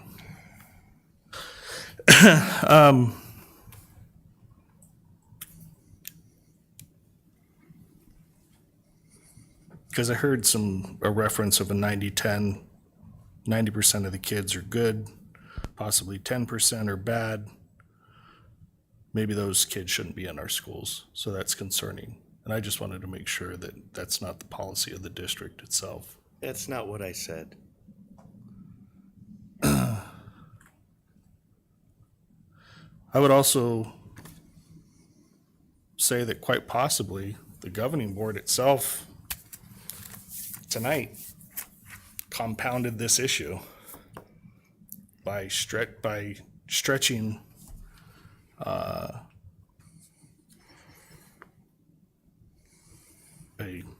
hybrid coordinator, if you will, position very thin,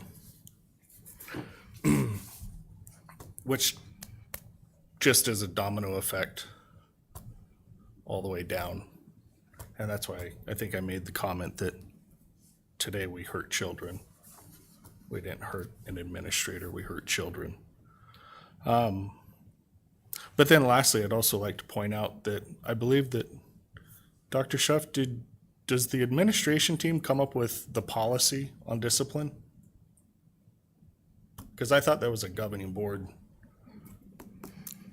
So the governing board is a policy. I will say that administration worked with stakeholders as a committee to recommend how we would go about the program.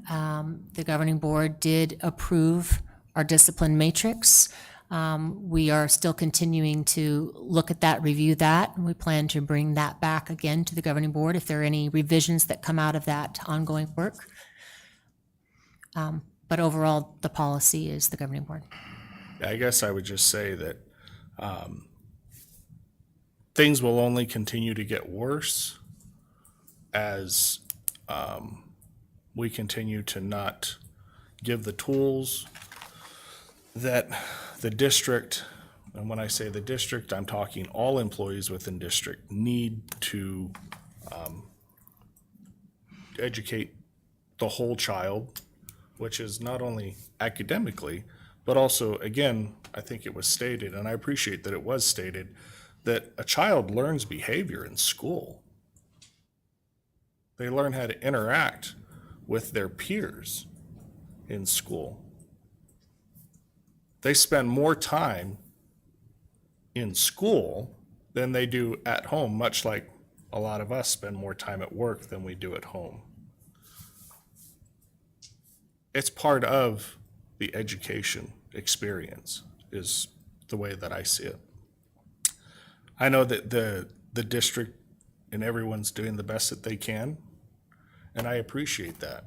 And what I'd also like to say to teachers administrators, parents watching possibly, is it never works to push a child away. Study after study after study has shown that. It never works, and it's not going to work. Now, I'm not saying that there shouldn't be consequences, because there darn sure should be consequences. But there's some children out there that have got lives that we can't even imagine what they're going through. Whether it's foster children, whether it's sexual abuse, whether it's physical abuse in the home.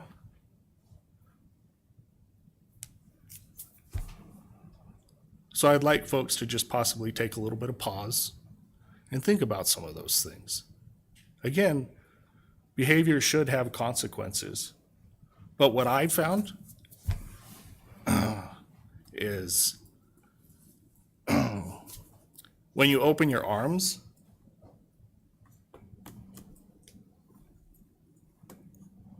it works out a lot better. Because that child knows that it's loved.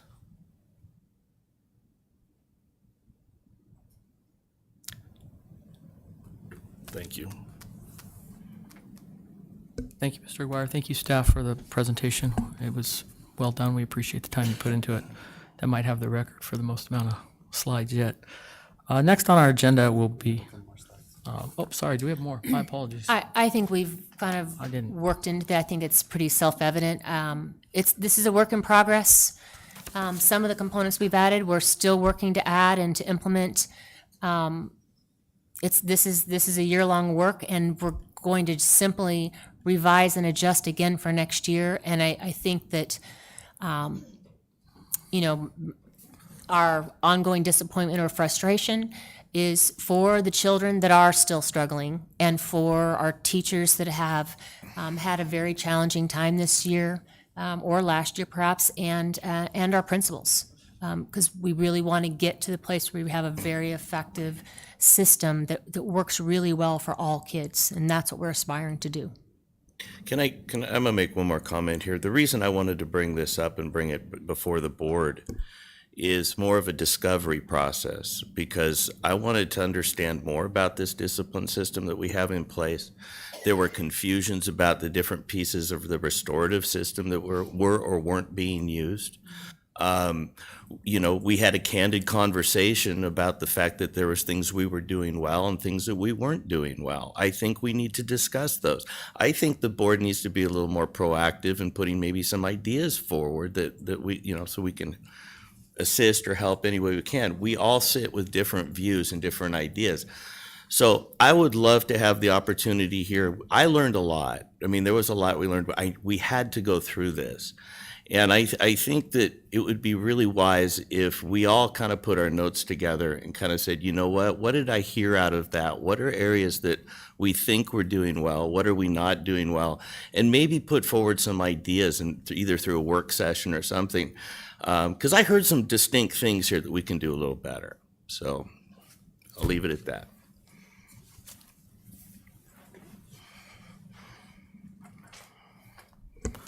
Thank you, members. Next on our agenda is item 2.6, possible action to convene an executive session to discuss or consider matters related to school safety operations or school safety plans.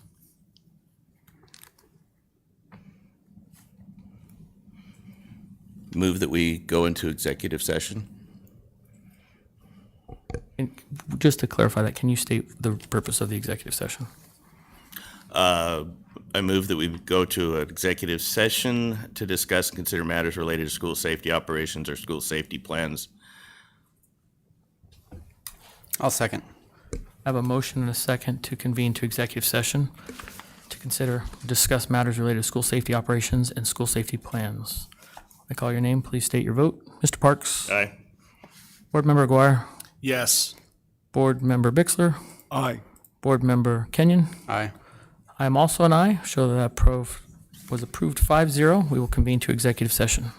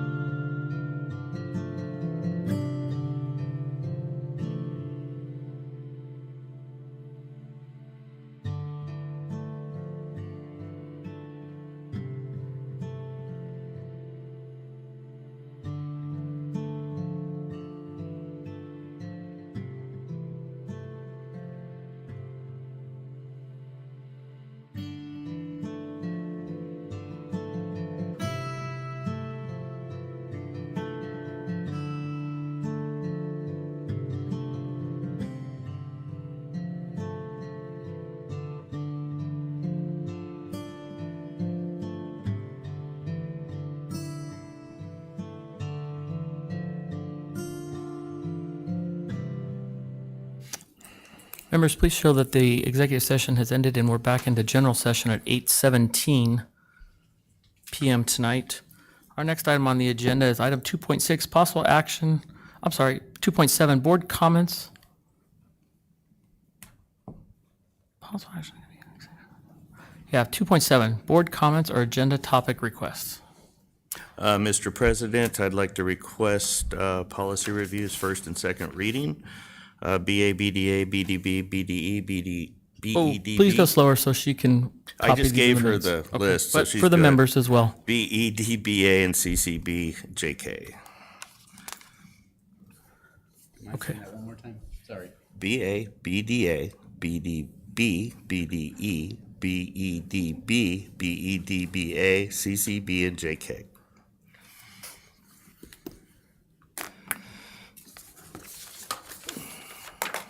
Okay, any other requests from members? Yes.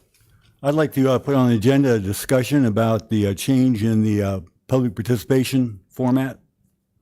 I'd like to know the thinking on that. You're talking about public comment? I can support that. You're talking public comment section? Correct, public Correct, okay. participation portion, yes. That's fine. Anything else?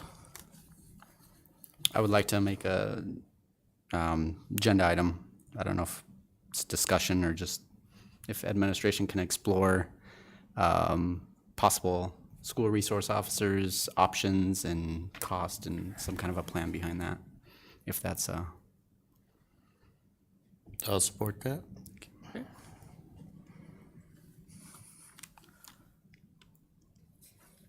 Members, I would like to propose agenda topics to consider new legal counsel for our district. I'd like to look at policy BE. I'm not sure if that was in one of yours. There were a whole lot of Bs, which BE started Which looking. one? Policy BE. No. Okay, we'll add BE to it. I also like to discuss full-time assistant principals at all campuses.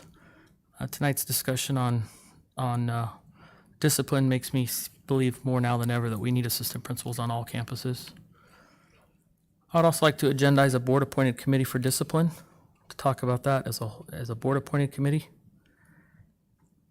And last, I'd like to look at our policy of board member access to campuses.